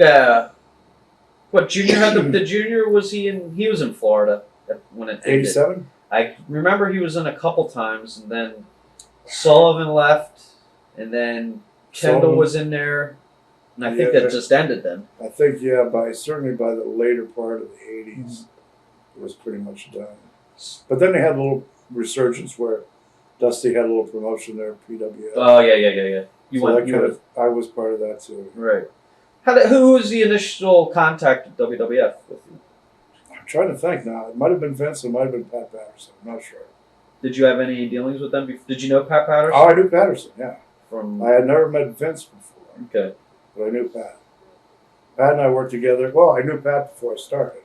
From Minneapolis, him and Ray Stevens. What a tag team that was. Yeah. You ever seen any of their stuff? No. I mean, saw some of the Ray Stevens stuff. I read about it. Track some of that stuff down because that's incredible.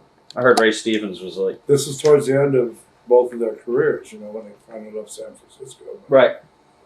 Incredible stuff. Yes. Ray and Pat, when they came to Minneapolis, were incredible. They tore it down. Yeah. So you started with WWF. How did you like it? I loved it. I thought it was great, and then it got... they were running us all over the country. I heard that the flying at that time was... But I heard a lot of guys are saying that the way they would make the schedules was just completely off the wall. It was like somebody took a dart and threw it at a board. Like San Francisco to Miami. We did one. Me and Bigelow did one time. We wrestled, I think it was in Albany. It was either Syracuse or Rochester, I think it was. One night, San Diego the next night, back to Pittsburgh or Philadelphia or something like that the night after that. So I find myself sitting up in bed, in the morning going, where do I need to be? What time is this work? Right. So, it was kind of hard that way, but I was having a good time. I was doing what I wanted to do, What's your memories of your first angle with Bigelow? Did you know Bigelow then or no? No, never met him. No. I've never seen him. Really? No. What do you mean by first angle? Like, how did you get introduced? What was your first feelings with it? Did you feel that it was a good fit? I did, but I could see us as heels. Yeah. Baby faces. I thought he would add a lot of potential. Was there any jealousy between any of the other managers? I mean, you knew Bobby. No. Did Bobby take well to you? I met the Grand Wizard in 1975 in L.A. Okay. So I've known Ernie that long. You know, Ernie was dead by the time I got up there. Right. Bless his heart. I loved him. Blassie, of course, I'd worked with in L.A., so I knew him. And Lou Albano I had met a couple times previously. So there was never... Jimmy Hart and Heenan, I think. Yeah, Jimmy Hart and Heenan. When I was up there, was Jimmy Hart, Heenan, Slick, and somebody else too. Fuji-san. Yeah. No, I've never had a problem with it. So everything was good? Everything was good. There's plenty of, there was enough to go around. They were running 3 towns a night. Right. Yeah. They had sea shows. Yeah. Sea shows, yeah. And then two on Saturday, 2 on Sunday. How was it sitting out there at a big Northeast Arena show like Madison Square Garden or Spectrum, Boston Garden with Hulk Hogan out there? Wow. Crazy, huh? Can't even explain it, you know.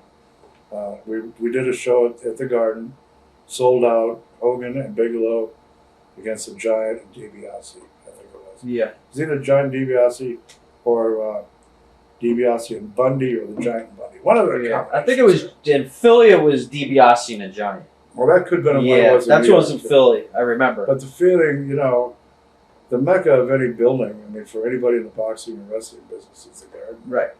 And to stand in the middle of the ring at the Garden and see nothing but people, it's just amazing. Is that the most people you ever worked in front of? No. Or no. Orange Bowl, maybe? Back in '73, when I first started, we ran a show at Jerry Park where the Montreal Expos used to play. Oh, okay. And I think we did like, we set an outdoor attendance record. I think we did like 29,000 people. What was the main? Were you guys in the main? It was a double main. I believe it was Walter Killer Kowalski and Maurice Mad Dog Vachon. And then we worked with Bruno and what was his name? Parisi? It was either Parisi Tony Parisi or Puglisi? Puglisi or Parisi, one of the two. So it was that was the biggest one. Wow. To that point. Wow. A lot of folks. Memories of Andre at this time. Did he remember you? Or Oh yeah, absolutely. Yeah. everything? You can see. I never had a problem with him. He had a problem with Bigelow, I guess. Yeah. For whatever reason, I don't know. I didn't. Back then, see, when I first started, the managers would go to all the towns. Right. Then later on, they took all the managers off the road. Right. Just used us for TV to send us checks at the house, which was fine with me. Right. You know? So, I don't know what the problem became or how it started between them, but I think they didn't have a problem. Yep.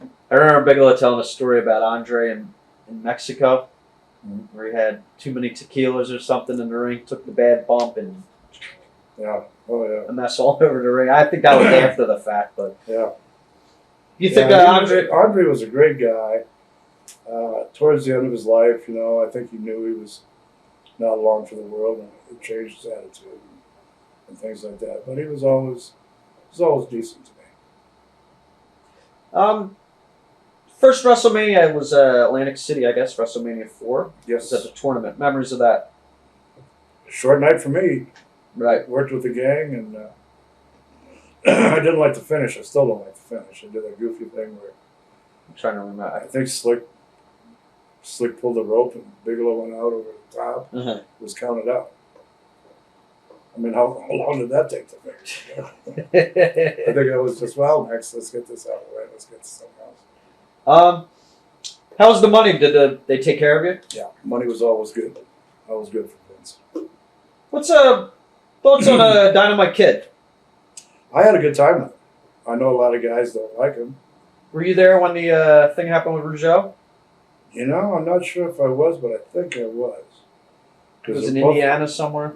Both the Rougeaus were there when I was there, so was Dynamite and Davey. But I never had a problem with them. If they liked you, they really liked you. If they didn't like you, they really didn't like you. Right. And your life was going to be miserable. Right. But I've always got along well with them. The Rougeaus, was there a lot of heat in Montreal with guys who worked opposition to the Rougeaus? There was and there wasn't. I mean, we'd see the same guys. He never said anything to you. That was their father. There might have been heat between the offices. But not the boys. But not the boys. Right. We'd see, I mean, the first time I met Abdullah, he was a svelte about 230, something like that. You know, he was just slim.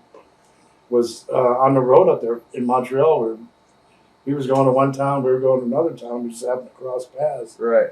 We both stopped at this convenience store or liquor store or whatever it was. And that was the first time I met him. So the boys never had heat with each other. We were all doing the same thing. What how was Hogan though with you? Hogan was good with you? Hogan was good with me. I knew Hogan before he started wrestling. Up in did you know him in Montreal? Tampa, or not in Minnesota? Tampa, Florida. Oh, you know him in Tampa when he first started. He was playing in a band. Right. Oh, you knew him before. I knew him before he even started. Oh, wow. In fact, the night, remember I told you about that that angle they did with superstar Billy Graham and Joe LeDuc at the Bayfront Center? Right, the bench press? Bench press gimmick. We took Hogan, superstar at a limousine, man. And we took Hogan with us over to the Bayfront Center that night. Oh, okay. This is before he even started. Wow. And yeah, I go back a long time. Memories of Randy Savage? Yeah, I was only around him up there in the Fed. Yeah. Well, actually, I'd met him the first time. I was in Florida. I guess it was 76 or so. And I was living at a place in Tampa. And he lived at the same place I did. He was a ball player back then. Uh-huh. He was a pitcher from some farm club. And that was the first time I got to know him. I think it was the St. Louis farm club. Right, yeah, I think so. So that was the first time I met him. But, I just knew him from around the complex. Didn't know him well. You never worked up in, was it Lexington? Kentucky, no. With the father's, well, his father had the Outlaw Company against Lawler, correct? Right. How did those Outlaw Companies survive? Did they drew though that one? I heard they drew like they were at Rupp Arena, right? Not one office can run all the towns. Right. And well, they're outlaw to who? Yeah. Just outlaw to the NWA. Guys like me and everybody else trying to make a living. Right. So, they call them outlaws, but what the hell? Right. Any crazy stories you see with Savage with Elizabeth? You hear all the locker in the closets. He did keep her away. He was that He was jealous. very jealous and very protective of her. Yeah, she wouldn't be out among the talent, prior to a match or something like that. She'd always be kind of sequestered. Right. She was a lovely woman, though. Just a nice girl. And always had a lot of respect and a lot of time for her. How did you adjust to being a worldwide superstar now? Am WWF superstar. Don't tell me that. Don't tell me that. You were. It's like we were talking earlier. I mean, it just knocks me out that people still remember, what I did 30 years ago, 35 years ago. I'm flattered. I consider myself lucky to have been a part of it. I wouldn't change a thing. Well, maybe one or two. But, by and large, I had a great time, a great career. I met so many people that influenced my life. I feel blessed by my association. Ultimate Warrior. Ultimate Warrior. Was he really that crazy? He's kind of a strange dude, yeah. Yeah. He was strange back then, too, yeah. Were you ever a victim of a Mr. Fuji rib? No. Fuji would rib guys he really didn't like. Right. So I always was lucky to be on the good side of Fuji. I heard a story. Fuji was a great guy. We got along well. I heard a story about Fuji. Rocky Johnson told us when Fuji was in L.A. The dog story? Well, I know that the dog food Yeah. with the bar. Well, who did he? The dog. I can't remember. The marinated dog. Yeah. But then I heard a story. I forget who he was with. Somebody had to go drive to San Francisco or something, and he goes, "I want to stay awake," and he gave him 3 Halcyon, and the guy fell asleep on the side of the road for 3 days or something. Who was it? It sounds like a Fuji. Oh, what was it? I forget what it. Fuji was great that way. If he liked you, though, he normally didn't rib you. Right. If he didn't like you, he was on your ass big time. Memories of Survivor Series '88. I guess when all the managers were together. Cleveland, Ohio, yeah. Richfield Coliseum. Richfield Coliseum, yeah. Yeah, it's I think it was Hogan, Don Morocco, Ken Patera, not Superstar. Trying to think of who else was on the team. Was it Bigelow or? Bigelow was there. Yeah. It was And Bigelow, Hogan, Don Morocco, Patera. Sure. I think there was one more. I can't remember who it was. Whoever it was. But then we worked with the Giant, Bundy, Rick Rude, I believe. Butch Reed, maybe? Is Butch Reed in there? I don't think he was on that team. No, Butch was a heel there, I think. Oh, that's because he had the bleached hair. yeah. I can't remember who the participants were. It was a great night. Right. A great night. Thanksgiving night, first time ever for a pay-per-view. Mm-hmm. So I'm really tickled that I was part of it. And I thought the match was pretty good. Bigelow really shined pretty good. How close did you and Bigelow become? Pretty close? Pretty close. Traveled with him? Yeah. You guys traveled together? He just went through that divorce, and I tried to talk him about getting married when he told me he was going to get married. We had finished up, we were in Vegas, as a matter of fact. Did a show at the Thomas and Mack Center. Had about 3 or 4 days off, and we're going to start back somewhere in the central part of the country. So I was going to stay in Vegas, party for 4 days, and then hit the town, start back at. He was going to go back to New Jersey to get married. So think about it. Yeah. You can stay here with me, have a hell of a time. Right. If you want to listen to me, it would have been all right. How did Vince change as everything got bigger? How did Vince change? Yeah, did he change at all? Or you didn't really know him? I didn't know him prior to the time that I started working for him. How was he with you, though? He was always very upfront, very straightforward. I see him today. I still see him when they come to Minneapolis. I'll go down and see the boys. And I mostly know the road agents now, not the talents so much. Right. But I know the road agents and behind the scenes people and that. And I always have a nice conversation with Vince. There's no animosity there. I was grateful for the opportunity. Was there a noticeable difference in the house show payoffs when Hogan was there and Hogan was not on the show? Was it really a big difference?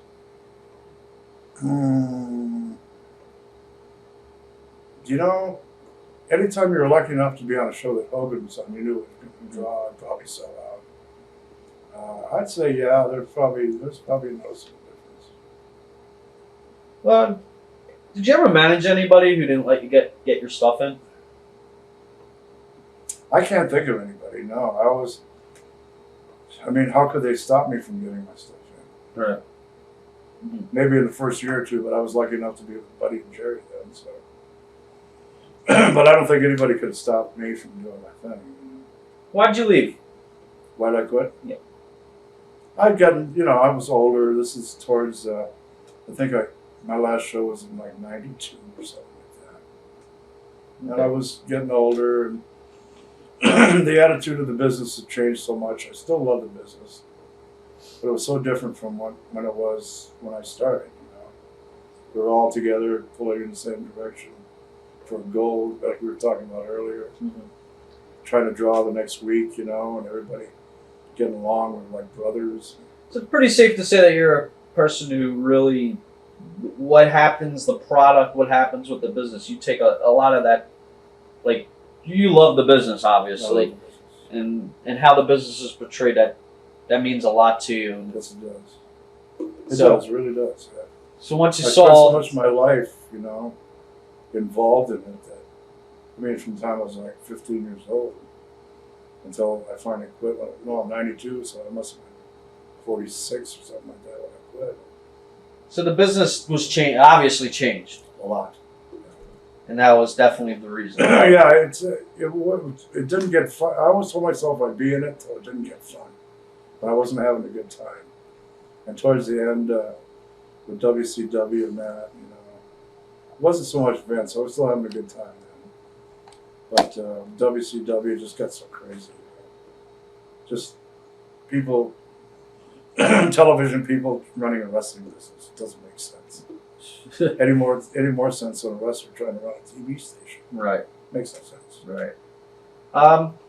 Did you leave? Leave good terms with Vince? Oh yeah, absolutely. Did he try to offer you like more of an office job or? No. Well, see, the reason I left Vince is because Bigelow left. Okay. They got rid of Bigelow. It wasn't a position for me, so it was it wasn't a you're fired type of thing. Just like, hey, there's nothing. We left on good terms. I still see Vince to this day. Probably saw him last time maybe 2 or 3 months ago, and always had friendly conversations.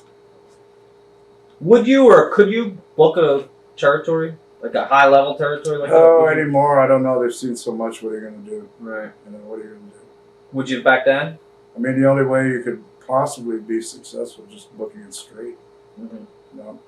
Just get away from everything they're seeing now and do it totally different. How'd you wind up in Florida? Because that was PWF's. Like, I guess that was 90. What do you mean? I think Dusty started up, you said. You went down there. Didn't you go down there when Dusty did that PWF? Yeah. Okay. How was that? What Yeah. happened with that? Well, Dusty, that was right before Dusty went to New York. To Polka Dots. Okay. So that kind of killed that. Right. Okay, he left. The main that. guy, yeah. Okay, let's see. Did you go... No, I'm sorry, I'm running around. What other story? We're going back to with Dusty. Did Dusty change when with that PWF towards like after his whole Crockett and everything? Did he change? Yeah, was Dusty like or Dusty and I have was still- always gotten along well. I knew Dusty again before I started. We were on a bus trip. Who the hell was it? Ray Stevens got married in Minneapolis. And we're partying up at Larry Henning's at a resort up north of Minneapolis. And we're celebrating Ray and Carol, his wife's name. Their wedding. They'd been together for years. They got married.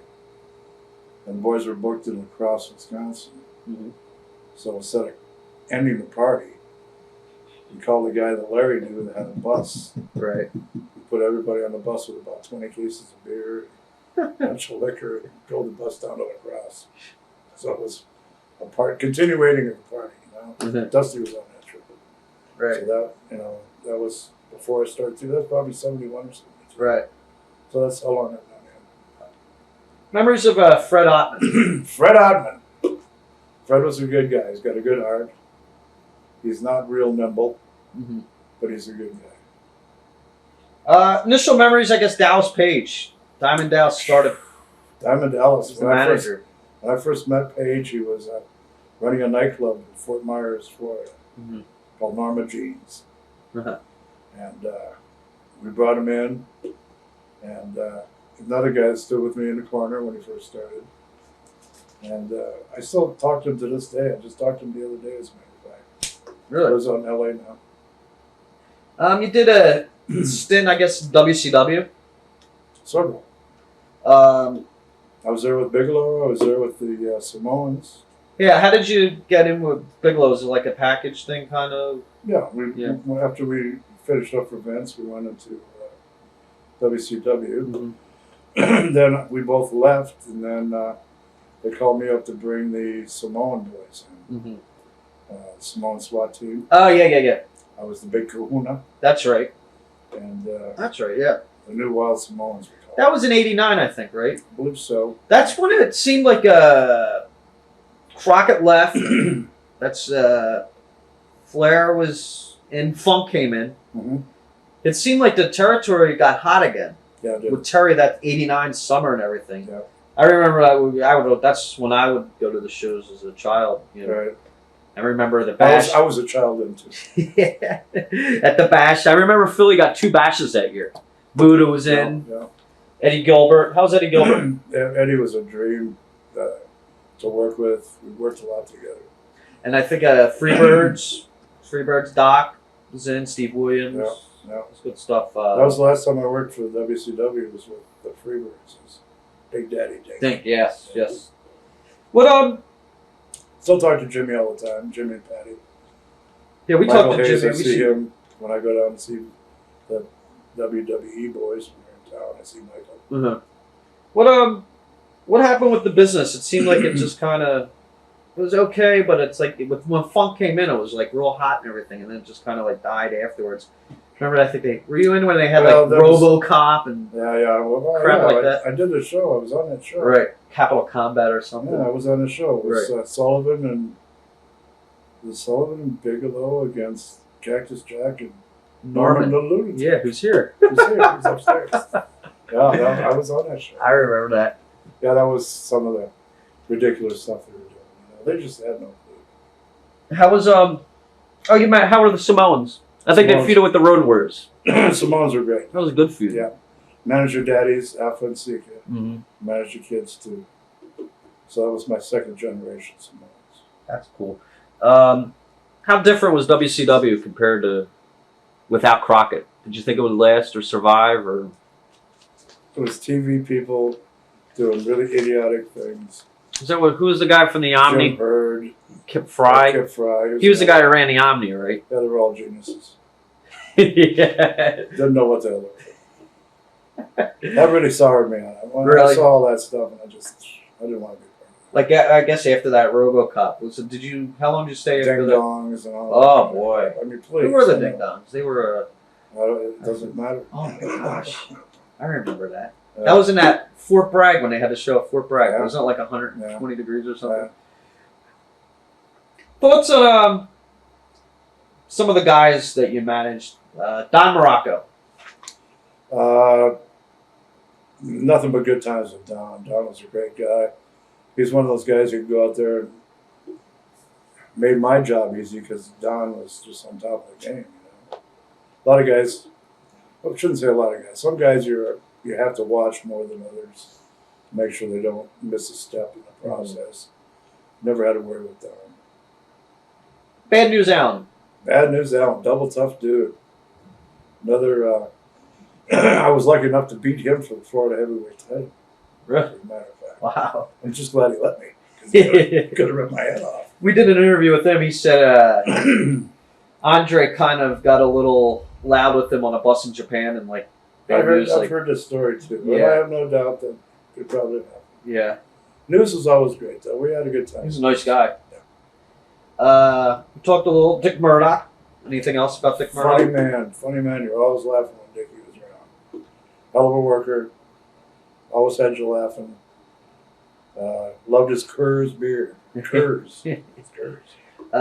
Samoans. Samoans. I know Alpha pretty well. We do business with him now. great guys, man. Alpha and Sika both. I think I managed them. I can't remember exactly what situation it was. Might have been at Pro Wrestling USA. Remember when Crockett and Verne and all those guys tried to... What year was that? That was Probably late 80s. yeah. Something like that. I don't know. I can't remember. Too many miles. Joe LeDuc. Anything else? Joe was crazy. Joe was probably the most intense and scariest guys you could ever be around. But a heart of gold, and just nothing but good memories of Joe. Nord the Barbarian. Crazy. I was with him in Louisiana. I was managing Humongous at the time, and he was taken up with Jake the Snake, and we turned on Jake one day. I can't remember exactly what happened. It's on tape out there. People probably know what I'm talking about. But Good business. yeah, he had come in the ring to stop Humongous from doing something, attacking Jake maybe, and then they both attacked Jake. Right. We were off to the races. Were you down in the Mid-South when Dog was there? No, Jew. but I could only imagine. I've heard Yeah. the stories. Yeah. Dog was a great guy too. Dick Slater. Dickie Slater, he'd fight at the drop of a dime. Yeah. Tough guy. Who did he used to fight a lot? I heard he got in a lot of fights in one lot. Did he fight Buzz Sawyer a lot, was it? Or who did he get in a fight? I forget. I don't think there's anybody that Yeah. Dickie hasn't fought. Really? Yeah. Do you think he tried to be too much like Terry Funk? You can see definite similarities. What happened with him recently? Did he get in some trouble or something? I believe he had an incident down there, but it's over now. And he's back. And I just saw him not too long ago at Greg Price Yeah. Fan Fest. Yeah. Charlotte? Yeah. Greg Valentine. The Hammer, the one and only. We've been together since, LA, right? well, before that, Before actually, Florida. In 74, he was there. And then we all went to LA together. Lawrence and Anaheim. So, yeah, he's a great talent. Believable wrestler, funny guy. when you get to know him, he doesn't look funny on the outside, but he's got a good sense of humor. Paul Orndorff. Paul Orndorff, wonderful guy. Knew him when he first started. He's from Florida, Tampa, and great guy. And I had a good time with him in the WWE, and I just think the world of Paul. He's a great guy. Rocky King. Rocky King, I don't You really think know about Rocky. it? Okay. Adrian Adonis. Rocky, I think, was either before or after me with the Freebirds. Might have been after me with the Freebirds. Okay. Adrian Adonis. Adrian Adonis, yeah. We started, well, the first time I had seen him was in Florida in about 1977 or 8, somewhere along in there. And we were together in Amarillo. I was in Amarillo for the Funks. Mm-hmm. He was in there doing the challenge anybody out of the crowd thing. So I've seen him beat the piss out of some guys. Right. Shoot, too, right? Yeah. Wow. Crazy guy. Is it true of Bill Watts if the fan beat up, he would have fired him on the spot? He's denied it, but I think I remember him doing that. He did that. In his book, I heard he denies he did that, but I think he did. Bob Orton Jr. Bobby's a great talent. I know his dad. I know his brother Barry. Another kid, Randy, his son. Bobby and I go back a long time too. Tell you a funny story. Back when, what was the guy's name? Peter Frampton. Uh-huh. This had to be back in '74 when he had the big Album. Yeah. Do you hear what I hear? Anyway, went to see him one night. It was Bob Orton Jr., Bob Root, and myself. And it was playing at the Lakeland Civic Center. We went to the Civic Center and saw him. And of course, just played the shit out of the guitar and all that. So the next night, we're all in a dressing room somewhere in Florida. And Bob Sr. is there, Bobby's dad. And Sr. says, well, how'd you guys like that concert last night? Bobby says, you wouldn't have believed it. This guy took this guitar and he said, he made it talk. And Senior says, hell, if I want to see a guy make a piece of wood talk, I go see Edgar Bergen and Charlie McCarthy. I thought that was funny. Very Bob Orton. How about the Guerreros? Yeah, very talented again. Hector's a sweetheart. Chavo, we got a lot of respect for. Is Hector here this weekend too? Hector, I believe, is here this weekend. Yeah. I know Chavo Jr. and of course Eddie. I knew. Tragedy. What can you say? I was there the night that Eddie died. I was in Minneapolis. Oh, okay. Yeah. So I got out in the hotel to see some friends of mine, and Eddie and Chavo had not yet gotten there by the time I left. Right. And 9 o'clock the next morning, somebody called me and said, terrible. Then they did the show that night. They had I think it was what they call a super show, both. Yeah, both. Back there. Mm-hmm. And I was backstage, and it was just tremendously sad. Do you think the role of a male manager today is non-existent? Or why do you think it is? Why do we think it is? The divas, maybe? I don't know. To tell you the truth, I don't know. I don't begrudge the girls anything, but it's just not the same as the old days. I think a male manager can get away with so much more than a girl can. I mean, you're going to flop around and get juice for a girl, So I think that element of the business is gone. Does it bother you the lack of kayfabe in business today?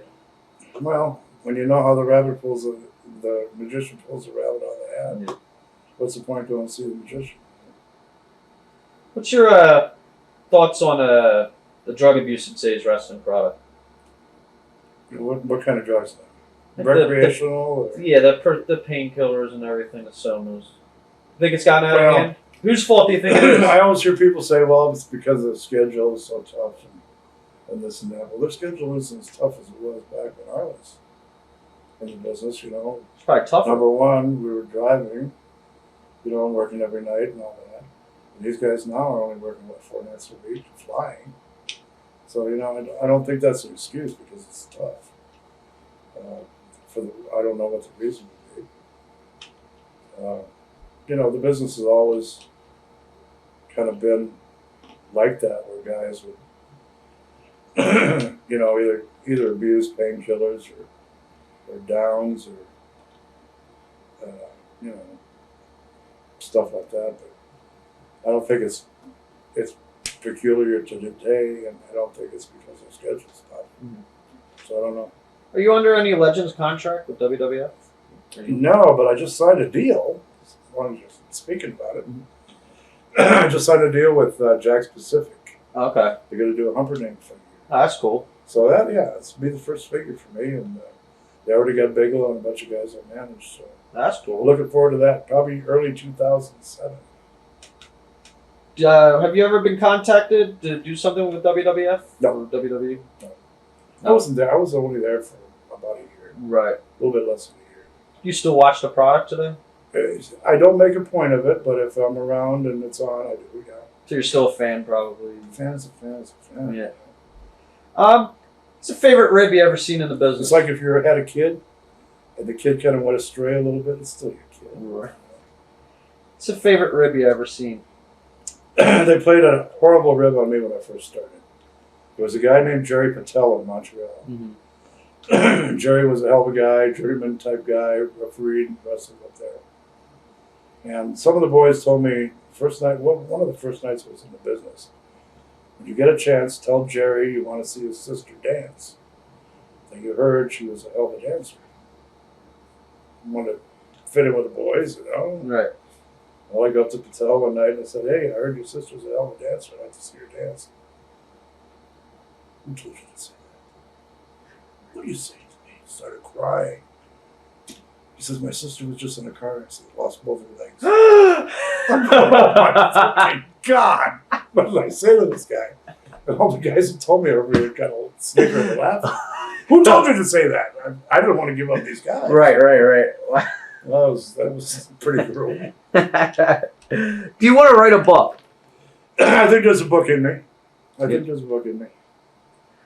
What is there any territories that you never went to that you would like to, like Memphis, or how come you never went to Memphis? Never had an inclination. Yeah, you don't know law or. I think I've worked pretty much everywhere. Maybe San Francisco I went to for Roy back in the day. But I've worked pretty much everywhere I wanted to work. Who's the best worker you ever seen? Flat out best worker, probably. Flat. Harley Race. Harley Race. Is there one guy that you never managed that you would want to manage that you thought you could have done good business with? I don't know. I always tried to do the best with whatever they gave me. You know, maybe not the most polished, but I think I try to do my best with whoever it was. Can't think of anybody right now other than the obvious, you know, Race or Funk or somebody like that. But I managed Terry. So, you know, there's not really been anybody that I go out of my way to manage if I had to. If you could show a video. Sometimes I got more satisfaction of taking a guy That's down instead of a big star, you know, and try to mold him and teach him a little bit. I got more out of that, I think, than anything else. Who's the best guy that you ever managed? The best guy? Or best. It's like saying, who's your favorite kid? Can't do it. Right. They all brought something to the table. If you could show your grandchildren or great grandchildren three of the best matches that you were involved with on a DVD, what would you show them? Geez, I'd probably pick something like that one I was telling you about in Montreal, the big ballpark. Probably pick something like from my era with Vince, like a Madison Square Garden show. And probably something definite from Florida. Maybe a Dusty Rhodes, Billy Graham match or something. Who's probably the best promoter you worked for? Eddie Graham. Eddie Graham? Yeah. Smartest booker? Smartest. No, hands down. Nobody else could hold a candle to him. Other promoters would call him when they got the spot. So that tells you how smart he was. Did you ever work Japan? No. I had a chance to go one time, but I was in LA. And the Blondes went, and I was managing half the card. You know, I had Valentine and Choice Son, a couple other guys, so I wasn't able to go. But I would have liked to have gone. You know, that's one thing I really wish that I could have done. The guys that are going to Europe and seeing all this great stuff. You know, if I had anything to change, I think it'd be more international travel. Okay. Yeah. Did you ever have a chance to work world class? Or No, I never did. No. Never. I think I probably could have. Right. Because Gary was there. Gary and I were good friends. Right. Gary did use other managers when he was there. But it just never came up. You know, I was always busy somewhere else. Did you know Sam Munchnick or Yeah. Paul Bosch? I worked for Sam. Mm-hmm. Worked for Paul in Houston. How was that like? Houston was like very, very good. Man. Paul was a great guy. Treated the guys fair. Mm-hmm. Watts took over from him, Mm-hmm. and I was going in and out of there for Bill. And Houston was a great wrestling town. St. Louis was a great wrestling town. What do you think's the best wrestling town that you were? Probably St. Louis. I think that would be The what marquee? most people would consider the Mecca or the hub. Right. Any other regrets? Like you were saying about? I don't have any regrets. I guess. I guess just being able to do what the guys do now, with the travel and the international people from around the world knowing. It's great to be known in Florida. It's great to be known in the States, but to have that worldwide reputation, I think would be kind of cool. Mm-hmm. And I'd like to see. I haven't done that much travel in Europe. But I'd like to see all the places that the guys are lucky enough to go to now. Mm-hmm. Like how they have the Legends shows now. Is there like a match that you would like want to be involved in manage? If you could have like a tag or a 6-man tag? Well, I just did one in Florida not long ago, which I never thought I'd do. I never thought I'd manage it because I had a heart operation in 2001. Put a valve in my heart, so they did open heart surgery on me. I thought, well, that's it. Right. But then at Wrestle Reunion in Tampa. Was it the Funks? No, it was even better. Okay. It was Dusty Rhodes, Dustin Rhodes, and Mike Graham against my boys, Abdullah the Butcher, Kevin Sullivan, and CM Punk. Yep. The New Age guy. Yeah, no Punk. Yeah, so we had it was a great match. We had a lot of fun, good time. And I got to manage again. Never thought I would. If you could do one more match, a legendary One match, more. with anybody even past that are dead, alive. Terry and Dusty. Terry and Dusty? Terry Funk, Dusty Rhodes. Why is there such a feud? What's the deal? That still goes on, even on our interviews. It started back when they were both in West Texas. And it's just gone on. I heard somebody said it's something to do with Terry took the book from Dusty took the book from Terry in Florida in the 70s, or one took the book from the other. Terry never had the book in Florida. Really? No. Or something happened, or somebody told us that I had to do. I forget who told us it. It's just a thing that's been going on since we were kids. You know? Yep. When Dusty first started, when Terry first started. It's just gone on all these years. But whenever those two got in the ring, it was always excitement, you know? Do you think a territory like a Florida type, think it could ever come back?